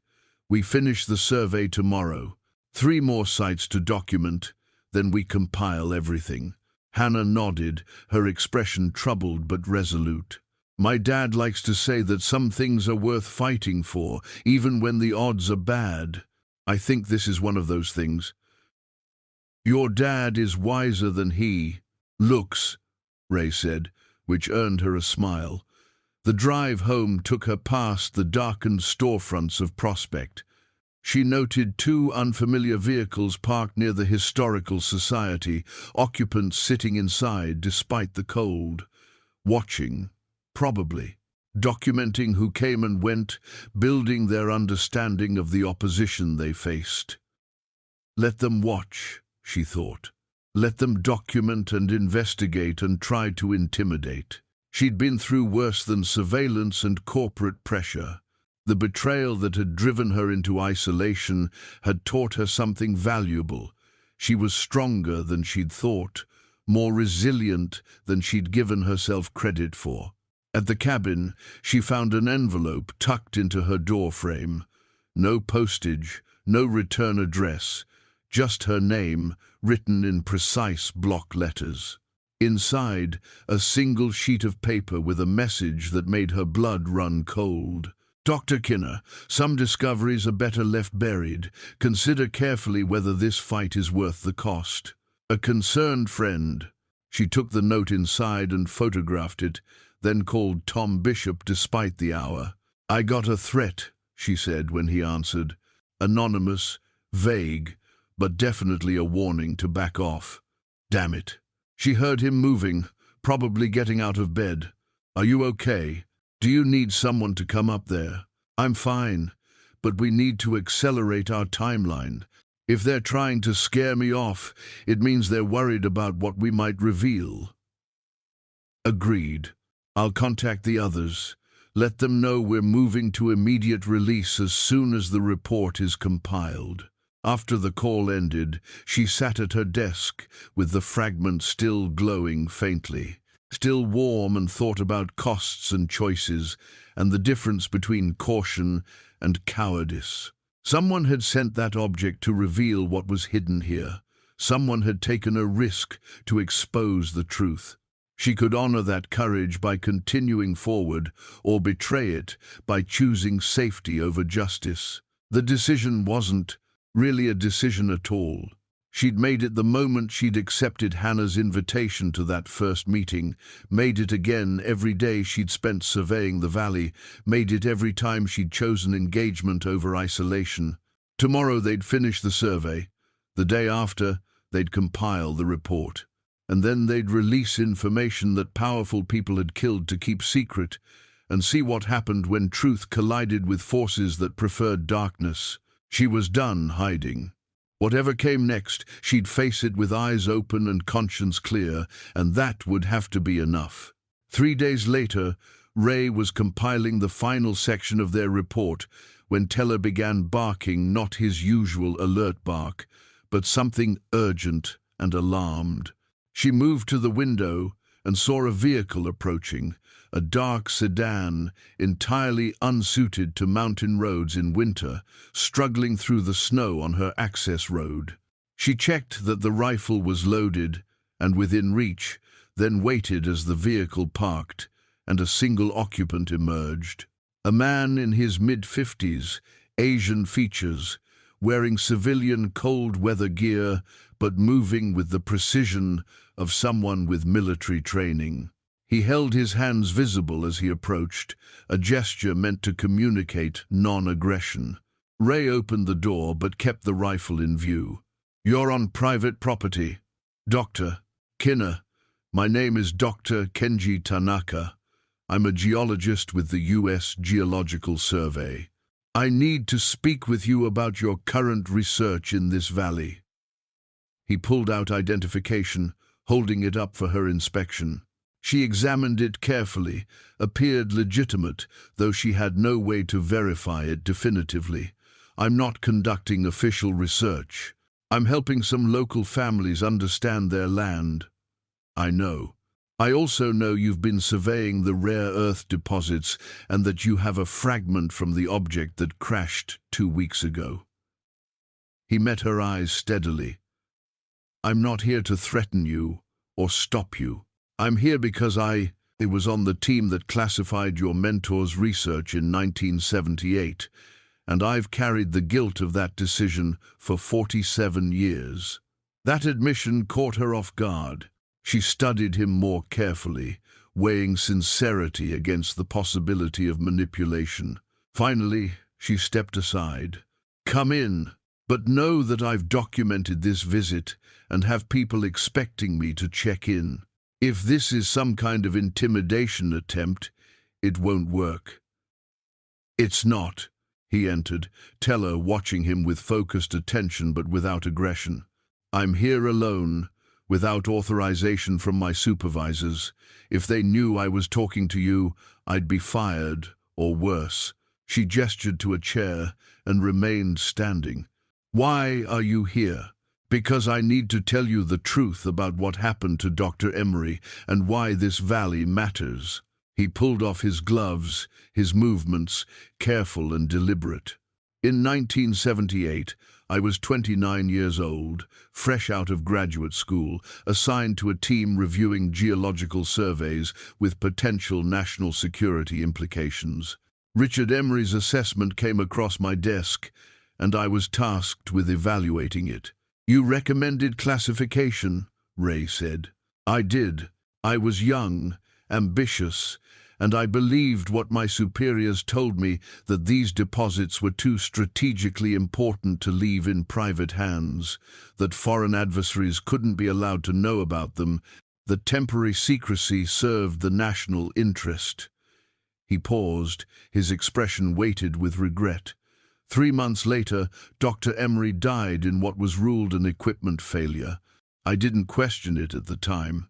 I told myself it was coincidence, that my job was science, not politics. But you don't believe that anymore. I stopped believing it about 20 years ago, when similar circumstances surrounded another geologist who'd found something we wanted classified. That time, I looked deeper into Emery's death. The official investigation was cursory at best. Key evidence was never properly examined, and several people who should have been interviewed were never contacted. He pulled a folder from his coat and set it on the table. "I've spent 2 decades collecting information about that investigation. I can't prove murder definitively, but I can show you enough irregularities to establish reasonable doubt about the official conclusion." Rae opened the folder, finding photographs of equipment that appeared to have been tampered with, interview notes that showed inconsistencies, and a memo from someone at Malmstrom Air Force Base dated a week before Emery's death, discussing the need to secure information and eliminate potential security breaches. "Why are you showing me this now?" "Because that object that crashed, I know what it is. It's a geological probe from a classified research program that I worked on 15 years ago. We developed technology to precisely locate and analyze rare Earth deposits from orbit. The program was shut down officially in 2019, but some of us suspected elements of it continued under different oversight." Rae felt her understanding shift, pieces aligning in ways she hadn't anticipated. "Someone inside the program sent it here deliberately. That's my belief. Someone who knew about these deposits, who knew they'd been kept secret for decades, and who decided that secrecy was no longer justified. The probe was programmed to create a spectacle, the visible entry, the crash that couldn't be ignored, the properties that would draw investigation. A whistleblower, using technology instead of documents. But yes, and that means someone with deep access to classified systems took enormous personal risk to expose this." Rae moved to her desk and retrieved the fragment, setting it beside the folder. "And this piece? What exactly is it doing?" Tanaka pulled out a small device and held it near the fragment, taking readings. "The probe contains quantum sensors designed to detect and analyze rare Earth element concentrations. This fragment is still active, still gathering data and transmitting it somewhere. That glow you see, that's not just luminescence, it's a visual indicator of sensor activity. Transmitting to whom? That I don't know. But someone is receiving comprehensive data about these deposits in real time, building a case that's scientifically irrefutable." He sat back, his expression weary. "Dr. Kinner, I'm here to tell you that you're right to document what you've found and right to want to make it public, but you need to understand the forces you're facing. This isn't just about corporate greed or local land rights. There are elements within the government who believe these resources are too important to leave in private hands, who will use national security as justification for whatever they deem necessary, including violence. I can't prove they killed Emery, but I believe they did, and I don't think they've changed their methods in the years since." Rae poured coffee for both of them, her mind processing implications. "If you worked on the probe program, you must know who might have sent it." I have suspicions, but no proof. The program had about 30 people with the necessary access and expertise. Most of them are people I respect, people who care about scientific integrity and transparency. Any of them might have decided this secret had been kept too long. Will you testify to this? Go on record about what happened to my mentor?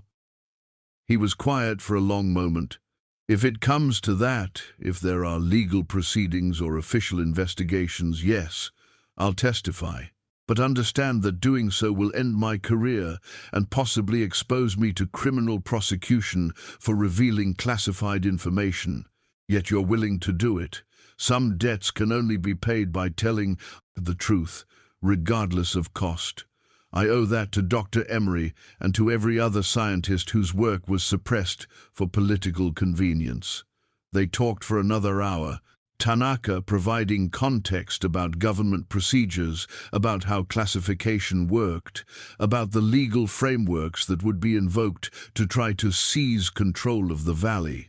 He explained that federal authorities could declare the deposits a strategic resource and attempt to exercise eminent domain, but that process would require time and legal justification that could be challenged. Your best defense is transparency, he advised. Once your findings are public knowledge, verified by independent scientists and documented in peer-reviewed contexts, it becomes much harder to simply bury them. They'll still try, they'll classify what they can, suppress what they're able to, but the core truth will be out there. And strategic resource development? Rae asked. Probably a front for a consortium that includes both corporate interests and government elements. They want to control this quietly, make it look like normal commercial development rather than federal appropriation. It plays better politically and avoids legal challenges. Before he left, Tanaka pulled out a card with an encrypted email address. If you need to reach me securely, use this. And Dr. Kinner, be very careful. The people who killed your mentor are still out there, still wielding power, and still willing to do whatever they think serves their interests. After he drove away, Rae stood at the window with Teller beside her, watching until the sedan disappeared down the mountain road.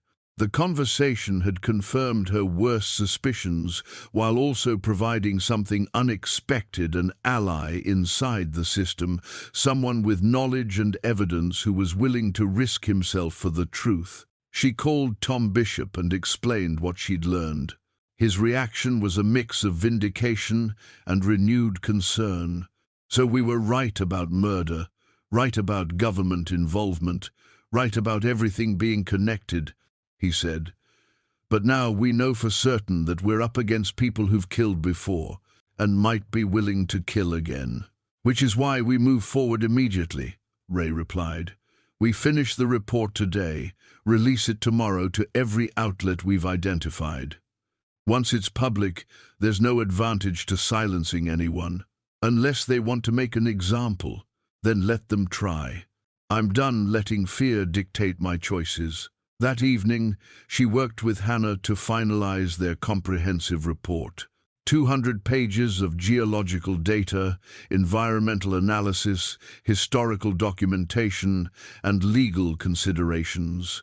They included photographs of the fragment, chemical analysis, and information about the probe, careful to present it as an unknown object, requiring further investigation, rather than revealing what Tanaka had told her about its classified origins. The report's conclusions were unambiguous. The valley contained one of the most significant rare earth deposits in North America. Extraction would pose serious environmental risks, and the families who'd stewarded this land for generations had both moral and legal rights to determine its future. At midnight, they sent it simultaneously to 15 different recipients: newspapers, scientific journals, environmental organizations, congressional offices, and geological societies. Within minutes, confirmation replies began arriving. The truth was out there now, beyond anyone's ability to suppress completely. Whatever happened next would happen in the light rather than shadow, and that felt like a kind of victory even before they knew the outcome. Rae sat alone after Hannah left, watching the fragment pulse with its quiet glow, and thought about Emery, about Tanaka's decades of guilt, about all the scientists who'd been forced to choose between integrity and safety. She'd chosen integrity, and if that cost her the same way it had cost Emery, at least she'd die knowing she'd done the right thing. Teller pressed his head against her knee, sensing her mood, offering the comfort of his presence. She scratched behind his ears and remembered that night 2 weeks ago when he'd run into the darkness to find this fragment, this catalyst that had changed everything. "Good dog," she said quietly. "You knew, didn't you? You knew we needed to find this, needed to face what was coming." He looked up at her with dark eyes that held no answers, only loyalty and trust. It was enough. The response to their report came faster than Rae had anticipated. By noon the next day, 3 major newspapers had published articles about the discovery. By evening, environmental groups were issuing statements supporting the Valley family's rights. Within 48 hours, congressional representatives were calling for hearings, and the story had spread across national media. The valley itself transformed almost overnight. News crews arrived, setting up in Prospect and requesting interviews. Environmental activists established a camp on public land adjacent to the Bishop Ranch, peacefully demonstrating in support of local control. Scientists from universities across the country reached out to Rae, offering support and requesting access to the data. But with the attention came pressure. Strategic Resource Development's representatives disappeared, replaced by federal officials from multiple agencies: the Department of Interior, the Department of Defense, the Environmental Protection Agency.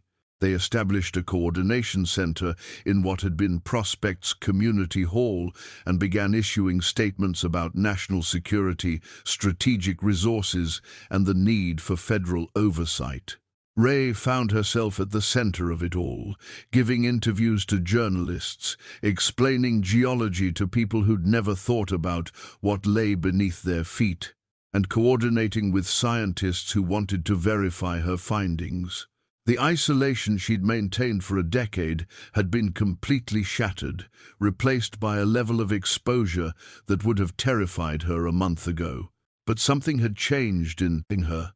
The fear that had driven her into exile had been replaced by something stronger: purpose, and the knowledge that some things mattered more than personal comfort. Hannah proved invaluable during this period, managing logistics and communications with the efficiency of someone who'd spent her life running a complex operation. Together, they organized Valley families, coordinated with legal representatives, and built a coalition that included environmental groups, property rights advocates, and scientists concerned about government overreach. Tom Bishop emerged as the unofficial spokesperson for the families, his calm demeanor and clear communication making him effective in interviews and negotiations. The unified front they presented, multi-generational families who'd worked this land for over a century, resonated with people across political divisions. But beneath the public coordination, tensions simmered. The Mercers, the older couple who'd been considering selling before the report went public, now found themselves trapped between a potentially lucrative deal and community pressure to stand firm. Jack Mercer pulled Tom aside at one gathering, his frustration evident. "Easy for you to talk about principle," he said. "Your ranch is successful. Your kids are set up. Louise and I are 74 and 76. We don't have the energy or the resources for a prolonged fight. That money they were offering could have paid for health care, made sure we didn't burden our kids." Tom's response was measured but firm. I understand, Jack. Nobody's judging you for considering your options, but if you sell now, you set a precedent that makes everyone else's position weaker. Wait until we have legal clarity, until we know what protections we have. Then make your decision with full information. Similar conversations played out across the valley as individual families weighed personal needs against collective strength. Rae watched it unfold, understanding that no outcome would satisfy everyone, that even victory would mean some people felt they'd lost something important. A week after the report's release, federal officials requested a formal meeting with Valley representatives. The invitation was carefully worded, respectful, acknowledging the family's rights while emphasizing national interests and the need for dialogue. They gathered at the Bishop Ranch House to prepare. Rae had compiled a presentation that would explain their position clearly and forcefully. Hannah had organized all relevant legal documents. Tom had recruited a lawyer who specialized in natural resource law and had experience dealing with federal agencies. Ruth Dennison arrived early, moving slowly but with determination. She'd brought something wrapped in cloth, the original homestead documents for all the founding families, including correspondence and legal filings that documented their explicit intention to protect mineral rights. My grandfather kept meticulous records, she explained, spreading the documents across the table. He understood that words on paper were the only defense against powerful interests. These show that protecting subsurface resources wasn't an afterthought. It was central to why they settled here at all.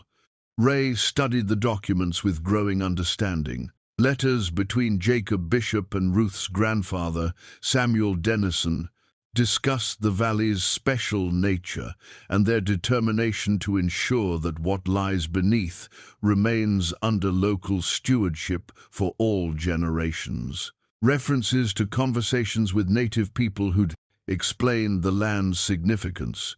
Notes about deliberately choosing this location despite other opportunities because they believed it needed protection. They knew, Rae said quietly. Maybe not the scientific details, but they knew this land held something valuable and vulnerable. They knew, Ruth confirmed, and they built legal protections that we're only now understanding the full value of. The lawyer, Michael Rhodes, a man in his 60s with more courtroom experience than social grace, examined the documents with professional focus. This is extraordinary. It establishes clear intent and specific legal language that predates most federal resource statutes. Combined with your geological survey and the environmental concerns you've documented, we have a much stronger position than I initially thought. Strong enough to win? Hannah asked. Strong enough to make federal appropriation expensive, time-consuming, and politically costly, which might be enough to force genuine negotiation rather than simple seizure. They spent the afternoon rehearsing their presentation, anticipating questions and challenges, ensuring everyone understood their role. Rae would handle the scientific information, Tom would speak for the families, Rhodes would address legal issues, and Hannah would coordinate logistics and documentation. As they worked, Martin Crawford arrived with news that a major environmental organization had offered to fund their legal defense through however many appeals might be necessary. Vincent Torres reported that a coalition of property rights groups, strange bedfellows with the environmental activists, had also pledged support. We're not alone in this, Tom observed. What's happening here matters beyond this valley. It's about whether communities can protect their resources or whether federal authority overrides everything. That evening, Rae returned to her cabin exhausted but unable to rest. She kept thinking about the meeting tomorrow, about the federal officials who would try to take control through legal maneuvering and political pressure, about the families whose lives hung in the balance. Teller's bark brought her to the window. A vehicle was approaching, not a government SUV, but a sedan she recognized. Dr. Tanaka had returned. She met him at the door, noting his agitated state. "What's wrong?" "I've been monitoring communications within my agency," he said without preamble. "Tomorrow's meeting isn't about negotiation. They're planning to present you with a federal order classifying all information about the deposits, effectively making it illegal for you to continue discussing your findings publicly." Can they do that? Under certain national security statutes, yes. They'll argue that revealing the full extent of these deposits compromises strategic planning and benefits foreign adversaries. Anyone who violates the classification order could face criminal prosecution. Rae felt her carefully constructed strategy crumbling. So they'll silence us legally rather than physically. That's their plan. But there's something else you should know. I've identified who sent the probe, the whistleblower inside the program. He paused, seeming to gather courage. It was my supervisor, Dr. Elizabeth Marsh. She's been collecting evidence of government suppression of geological findings for years, documenting patterns of intimidation and worse. She sent that probe knowing it would create a crisis that might finally force transparency. Where is she now? Missing. She hasn't reported for work in 5 days, and nobody knows where she is. I'm concerned that someone discovered what she'd done. The implications settled over Rae like a heavy blanket. The person who'd risked everything to expose this secret might already be dead, and tomorrow the government would try to reimpose that secret through legal means that were harder to fight than direct threats. "They can classify information going forward," she said slowly, "but they can't unrelease what's already public. Scientists have our data. Journalists have published the core findings. That knowledge exists independent of what they do tomorrow." "True. But they can make it impossible for you to build on that knowledge or to coordinate effectively. And they can use prosecution threats to intimidate others from helping." Rae made a decision. "Then we release everything tonight. Every piece of data, every photograph, every document. We put it all online in multiple locations, make it impossible to contain. They'll prosecute you. Maybe. But they'll have to do it publicly. Explain why they're prosecuting someone for telling the truth about geology. That's a harder case to make in the court of public opinion than it is behind closed doors." She spent the next 3 hours uploading everything to document-sharing sites, academic repositories, and journalist-specific platforms. Hannah and Tom coordinated similar releases from their end. By midnight, comprehensive information about the valley's deposits existed in dozens of locations, accessible to anyone with internet access. Tanaka left with a final warning: "Be careful tomorrow. They're not accustomed to losing, and desperate institutions do desperate things." Sleep was impossible. Rae sat at her desk, reviewing her presentation for the 100th time, knowing that tomorrow would define not just her own future, but the valley's fate. The fragment sat beside her notes, its glow seeming brighter tonight, or perhaps she was just more aware of it, more conscious of the chain of events that single object had initiated. Dr. Marsh, whoever she was, had sacrificed her career and possibly her life to send that probe. Emery had died, trying to protect the truth about this place. Tanaka was risking prosecution to provide information that might help them. These people had chosen courage over safety, principle over comfort. She could do no less. At dawn, she dressed carefully, not in her usual work clothes, but in professional attire she hadn't worn in a decade. If she was going to face federal authority, she'd do it looking like the scientist she'd been, the expert whose credentials couldn't be easily dismissed. The meeting was scheduled for 10 o'clock at the community hall in Prospect. By 9:30, The parking area was overflowing with vehicles, media trucks, supporters from environmental groups, curious observers, and the official government cars that represented the opposition. Tom met her at the entrance. "You ready for this?" "No," she admitted, "but I'm going to do it anyway. That's the only kind of courage that matters." He placed a hand on her shoulder briefly. "Whatever happens in there, you've already won something important. You've shown these families they can fight, that they don't have to accept what powerful people tell them is inevitable." They walked inside together, into a room filled with people whose lives would be shaped by what happened in the next few hours. And Rae felt the weight of responsibility settle across her shoulders like a familiar coat. She'd spent 10 years avoiding exactly this, the exposure, the vulnerability, the risk of betrayal. But she'd also spent 10 years alone, isolated, protected, but diminished.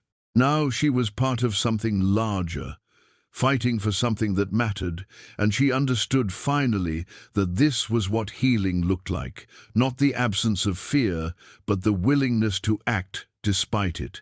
The federal officials sat at a table at the front of the room, watching the Valley representatives enter with expressions that were carefully neutral. Behind them stood military personnel and lawyers, a display of authority meant to intimidate. But as Rae took her seat with the Valley families gathered around her, she felt not fear but determination. They were here, they were unified, and they were ready to fight for their home with every tool at their disposal, legal, scientific, and moral. Let the battle begin.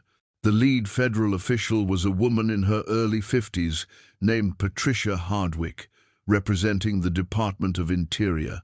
She opened with a statement that managed to be both conciliatory and threatening, acknowledging the family's understandable concerns while emphasizing federal authority over strategic resources and national security. "We're here to find a path forward that serves both local interests and national needs," she said, her tone practiced and professional. "But we must be clear about certain realities. The deposits you've documented are of critical strategic importance to the United States. Under current law, the federal government has broad authority to regulate and, if necessary, control access to such resources." Tom Bishop stood to respond, his weathered hands resting on the table in front of him. "Miss Hardwick, we respect federal authority, but we also have rights, property rights that date back over a century, mineral rights that were explicitly protected in our original land grants, and constitutional protections against government seizure without just compensation." "No one is talking about seizure without compensation." "Then what are you talking about?" Hannah interrupted, her voice sharp. "Because your representatives have been pressuring families to sell at prices that don't reflect the true value of what's under our land. That sounds like coercion, not fair dealing." Hardwick's expression tightened slightly. "Strategic Resource Development is a private entity. Their offers weren't coordinated with federal agencies." "That's not what our evidence suggests," Michael Rhodes interjected. He stood and distributed folders to everyone present. "These documents show communications between SRD representatives and officials at Malmstrom Air Force Base, coordinating their approach and discussing optimal acquisition strategies. This was never about free market transactions. It was about federal seizure using corporate proxies." The room erupted in murmurs. Media representatives in the back began taking notes frantically. Hardwick consulted briefly with her colleagues before responding.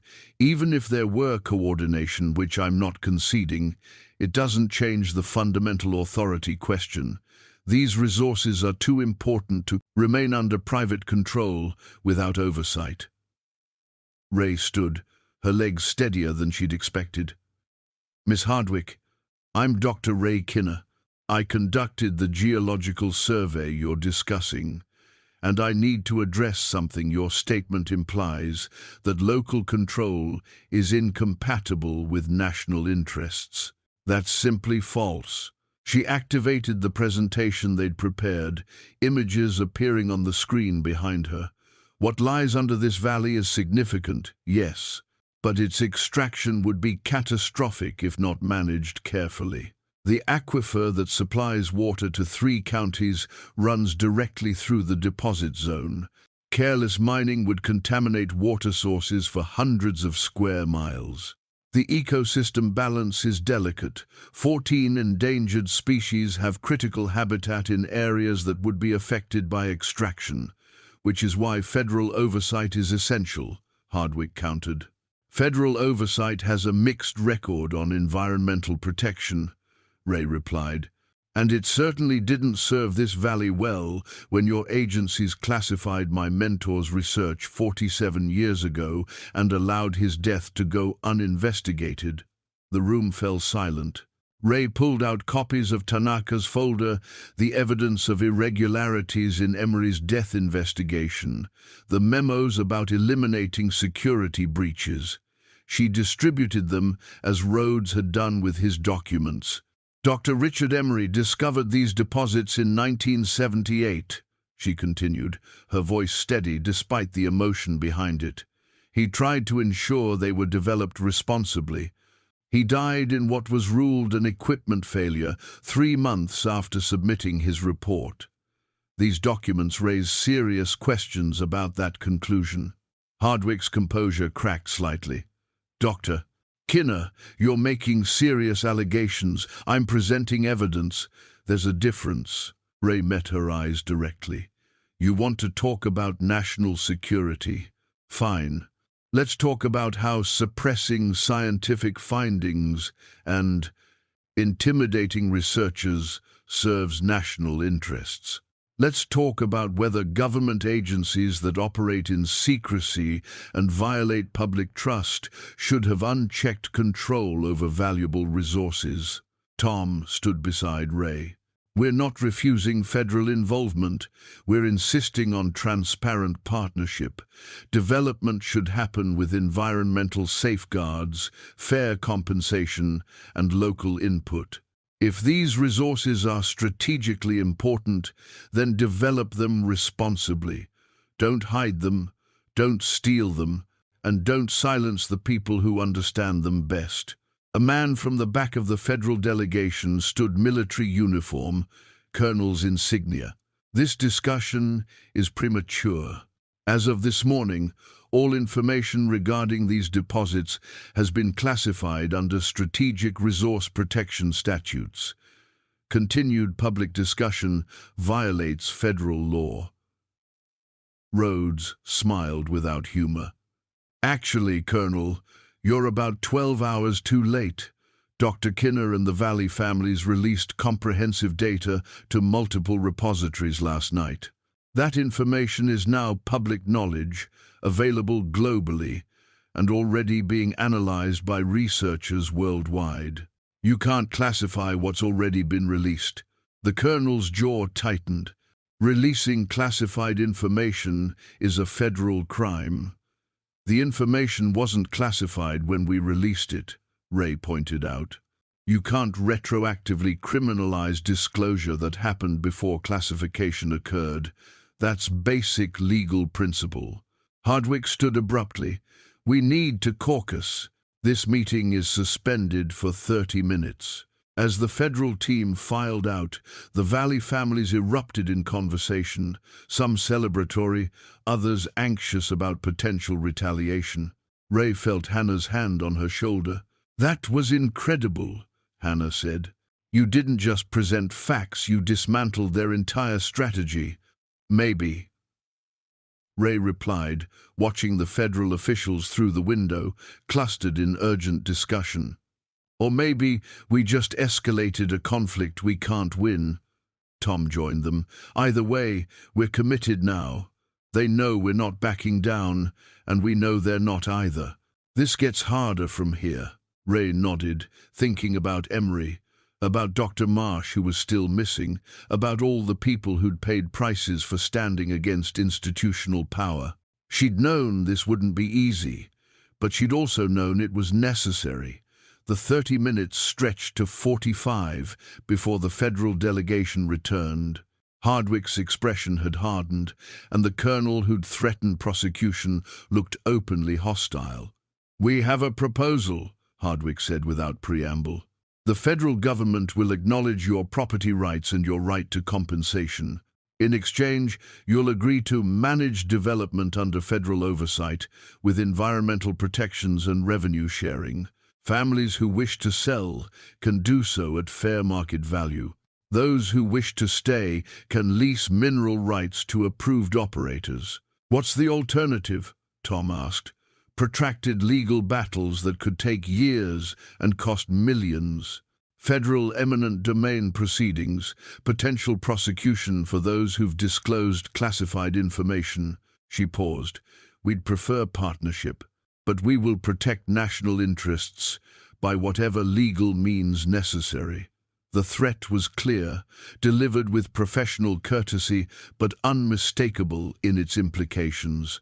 Comply or face destruction, financial, legal, perhaps even physical. Rae looked around at the families gathered there, the Crawfords, the Dennisons, the Torreses, all watching to see how their representatives would respond to this ultimatum. She thought about the 10 years she'd spent avoiding exactly this kind of pressure, protecting herself by refusing to engage. But engagement was the only path to change. Silence was the only guaranteed defeat. "We need time to consider your proposal," Tom said calmly, "and we need it in writing, with specific terms and protections. We'll respond within 72 hours. Hardwick nodded. "That's reasonable. But understand, this offer won't remain open indefinitely. National interests don't wait for local consensus. Then maybe national interests need to learn patience," Rae said quietly, "because local consensus is the only thing that makes development sustainable." The 72 hours became a crucible. Valley families met repeatedly, debating every aspect of the federal proposal, arguing about what compromises were acceptable and which represented surrender. The unified front they'd maintained began showing cracks as individual families weighed their own circumstances against collective goals. Jack Mercer announced he was accepting the buyout offer. "Louise and I are too old for this fight," he said at one heated meeting. "We need the money for health care, and we need peace. I'm sorry if that makes me weak, but it's the truth." Others understood even as they wished he'd stay. Tom spoke for many when he said, "You're not weak, Jack. You're making the choice that's right for you. That's all any of us can do." But the Mercer's departure weakened the coalition's bargaining position. If one family could be picked off, others might follow.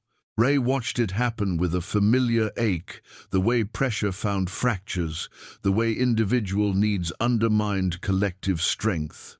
She'd seen it before in her professional life, had experienced it personally when her own family had fractured under stress.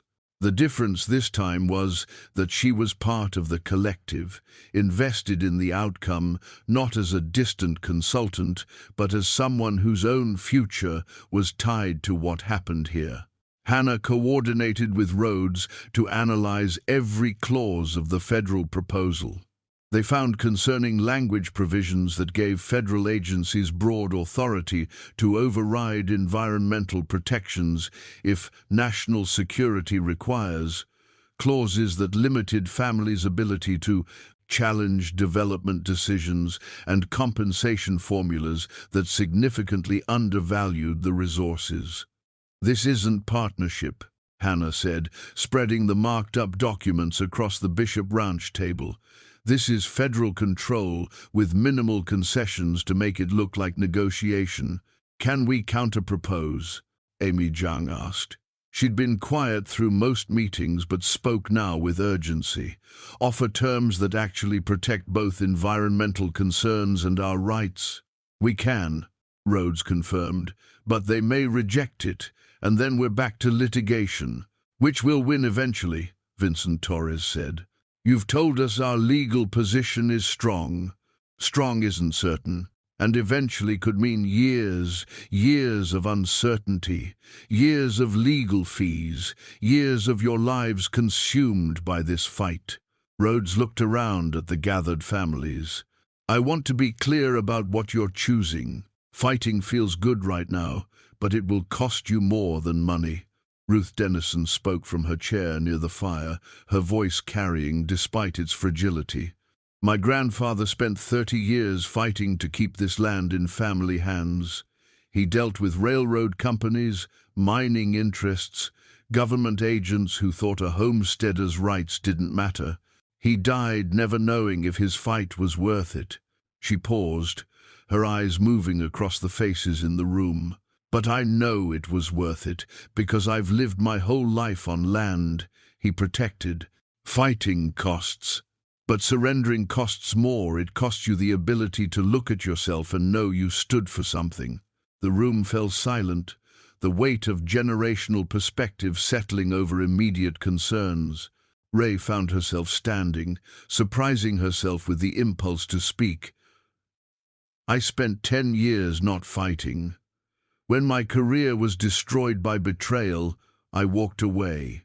Told myself it was self-preservation, that protecting myself mattered more than fighting a system too big to change. She met Hannah's eyes, then Tom's. I was wrong. Those 10 years were the loneliest of my life, and they accomplished nothing except making me smaller. Fighting doesn't guarantee victory, but not fighting guarantees defeat. So we counter-propose, Tom said, the decision settling across his features. We offer genuine partnership, federal oversight, with real environmental protections, fair compensation based on actual resource value, and meaningful local control over development pace and methods. If they reject it, we go to court and take our chances. The vote was close, 11 families voting to counter-propose, 4 voting to accept the federal offer, and 3 abstaining. Not the unanimous front they'd hoped for, but enough to proceed. Rhodes worked through the night to draft their counter-proposal. Rae contributed language about environmental monitoring and scientific oversight. Hannah ensured that family concerns about maintaining agricultural operations were addressed. They delivered it to the federal negotiators the next morning, with a deadline of their own: respond within 48 hours or face immediate litigation. The waiting was worse than the confrontation. Rae returned to her cabin but couldn't rest, couldn't focus on anything, except the knowledge that decisions being made in government offices hundreds of miles away would determine whether families could keep their homes, whether a valley could be protected, whether truth and transparency had any power against institutional authority. Tanaka called on the second evening. I've heard from contacts inside the Department of Interior. They're taking your counter-proposal seriously. It helps that media attention has been intense. Congress is asking questions. Environmental groups are mobilizing. Property rights advocates are paying attention. They can't simply bulldoze through anymore. Does that mean we'll win? It means you have leverage. How you use it determines the outcome. The federal response came at the deadline, not acceptance, but a request for face-to-face negotiations with authority to reach binding agreement. Hardwick would return with a delegation empowered to compromise. Tom called an emergency meeting. This is it, he said as families gathered. One more round of negotiation, and then we either have an agreement or we go to court. Everyone needs to be clear about their bottom lines. They spent hours establishing parameters, which protections were non-negotiable, which timelines were acceptable, how much federal oversight they could accept while maintaining meaningful local control. Rae found herself mediating between competing priorities, helping families understand technical implications of different approaches. As the meeting concluded, Hannah pulled her aside. "However this ends, you've already changed this valley. These families will never accept being pushed around again. You've shown them they can fight, that they have power they didn't know they had. I just provided information." Rae deflected. "You provided hope. Information without hope is just data. Hope makes people believe they can change things." The final negotiation session was scheduled for the following morning. Rae spent the night preparing one last time, knowing that what happened in that room would define not just this valley's future, but her own. She'd come down from her mountain for this fight. Now she'd see if fighting had been worth the cost.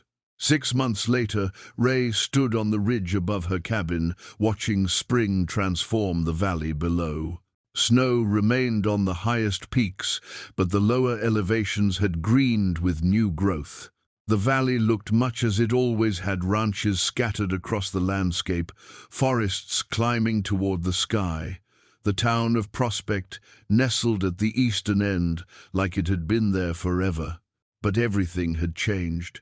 The final negotiation had taken 11 hours, both sides making concessions that felt significant while protecting their core interests.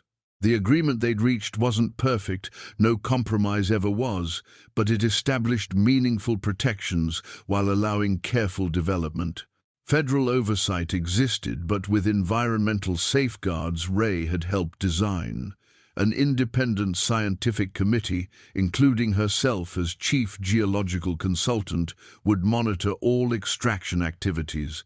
Families retained their land, leasing mineral rights rather than selling outright, with revenue structures that reflected true value rather than artificially depressed offers. Development would proceed slowly, with environmental impact assessed at every stage. Most importantly, transparency became legally mandated. No more classified research, no more buried surveys, no more silencing scientists who found things powerful interests preferred to hide. Patricia Hardwick had signed the agreement with visible reluctance, but she'd signed. The alternative years of litigation with uncertain outcomes and continued media scrutiny had been less palatable than compromise. The Valley families had voted to accept the terms. Not unanimously, the Mercers and 2 other families had taken buyouts and moved on, but the core group remained, committed to stewarding their land through whatever came next. Rae's role had transformed from isolated hermit to engaged community member. She'd accepted a part-time teaching position at the community college in Billings, driving down twice a week to teach geology and environmental science. The rest of her time was spent consulting on the valley's development, ensuring that promises made in negotiations became reality in implementation. Her cabin remained her refuge, but it no longer felt like exile. She returned here to rest and think, but she also left it regularly for meetings, for teaching, for dinners at the Bishop Ranch, where she'd become something like family. Hannah had become a true friend, one of those rare people whose presence made life richer, without demanding constant attention. They worked together on the monitoring committee, hiked the valley surveying sites, and sometimes just sat in companionable silence, watching the light change across the mountains. Tom had told her once, during one of those long evenings at the ranch house, "You saved us, Rae, not just with your expertise, but with your courage. You showed us that fighting back was possible." She'd deflected the praise then, as she always did, uncomfortable with being seen as heroic. But later, alone with Teller in her cabin, she'd acknowledged to herself that maybe Tom was partly right. Not that she'd saved them, they'd saved themselves with their determination and unity, but that she'd helped. And helping had saved her in return, pulling her back into life from the exile she'd mistaken for safety. Dr.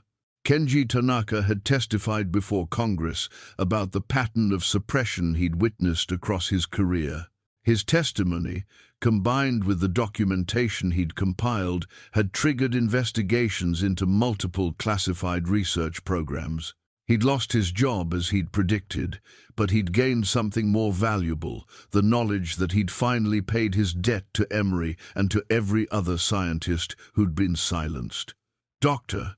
Elizabeth Marsh had been found alive, hiding in Canada, and had eventually returned to testify as well. She'd sent the probe, she confirmed, as the only way she could think to expose decades of government suppression without being stopped before the truth emerged. She faced prosecution but also had become something of a hero to whistleblowers and transparency advocates. The fragment that had started everything sat on Rae's desk now, inert. Its sensors fulfilled their purpose and shut down. She kept it as a reminder of the night Teller had run into the darkness, of the chain of events that had transformed her life. She'd opened her brother's letter finally, months after everything had settled. David's apology was awkward and incomplete, making excuses even while acknowledging harm. She'd written back, not offering forgiveness, but offering an acknowledgement that people were complicated, that betrayal and regret could coexist, that maybe someday they could rebuild something, though it would never be what it was. Her parents had called, tentatively reaching out after seeing her name in news coverage. The conversations were stilted, damaged by years of silence and misunderstanding, but they were talking again. It was a beginning, however uncertain. The valley below showed signs of the development that would accelerate in coming years, survey markers in certain areas, access roads being planned, equipment staging sites being prepared.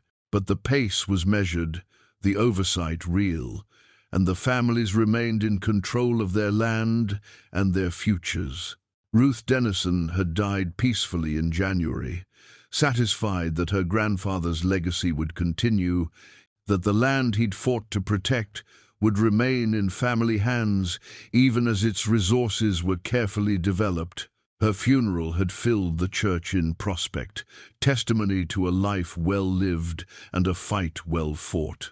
Rae thought about legacy often these days, what people left behind, how they shaped futures they wouldn't see. Emory's legacy lived on in the transparency they'd fought for, in the protections he'd died trying to establish. Ruth's lived on in the land her descendants would steward. Her own legacy was still being written, but she understood now that it wouldn't be measured in isolation, but in connection, not in safety, but in courage. Teller pressed against her leg, older now, slower, but still her steadfast companion. She scratched behind his ears and remembered that night he'd refused to obey, had run into the darkness following instincts she couldn't understand. He'd known, somehow, that what he'd find would matter, that disrupting their careful isolation would lead somewhere necessary. "Good dog," she said, quietly, as she had 100 times since that night. "You knew better than I did." The afternoon sun warmed her face, and she allowed herself a moment of contentment, not the false peace of isolation, but the earned satisfaction of having fought for something worthwhile. The valley stretched before her, beautiful and complex, damaged by years of secrecy but healing now in the light of truth. Her cabin would always be here, her refuge when she needed solitude, but she'd learned that solitude was different from exile, that withdrawing for rest was different from hiding in fear. The world had hurt her once, badly, but it had also shown her kindness, offered her purpose, and given her a community worth fighting for. Tomorrow she'd drive to Billings to teach a class on geological ethics, sharing with students the hard lessons she'd learned about truth and power. Next week, she'd meet with the monitoring committee to review preliminary environmental assessments.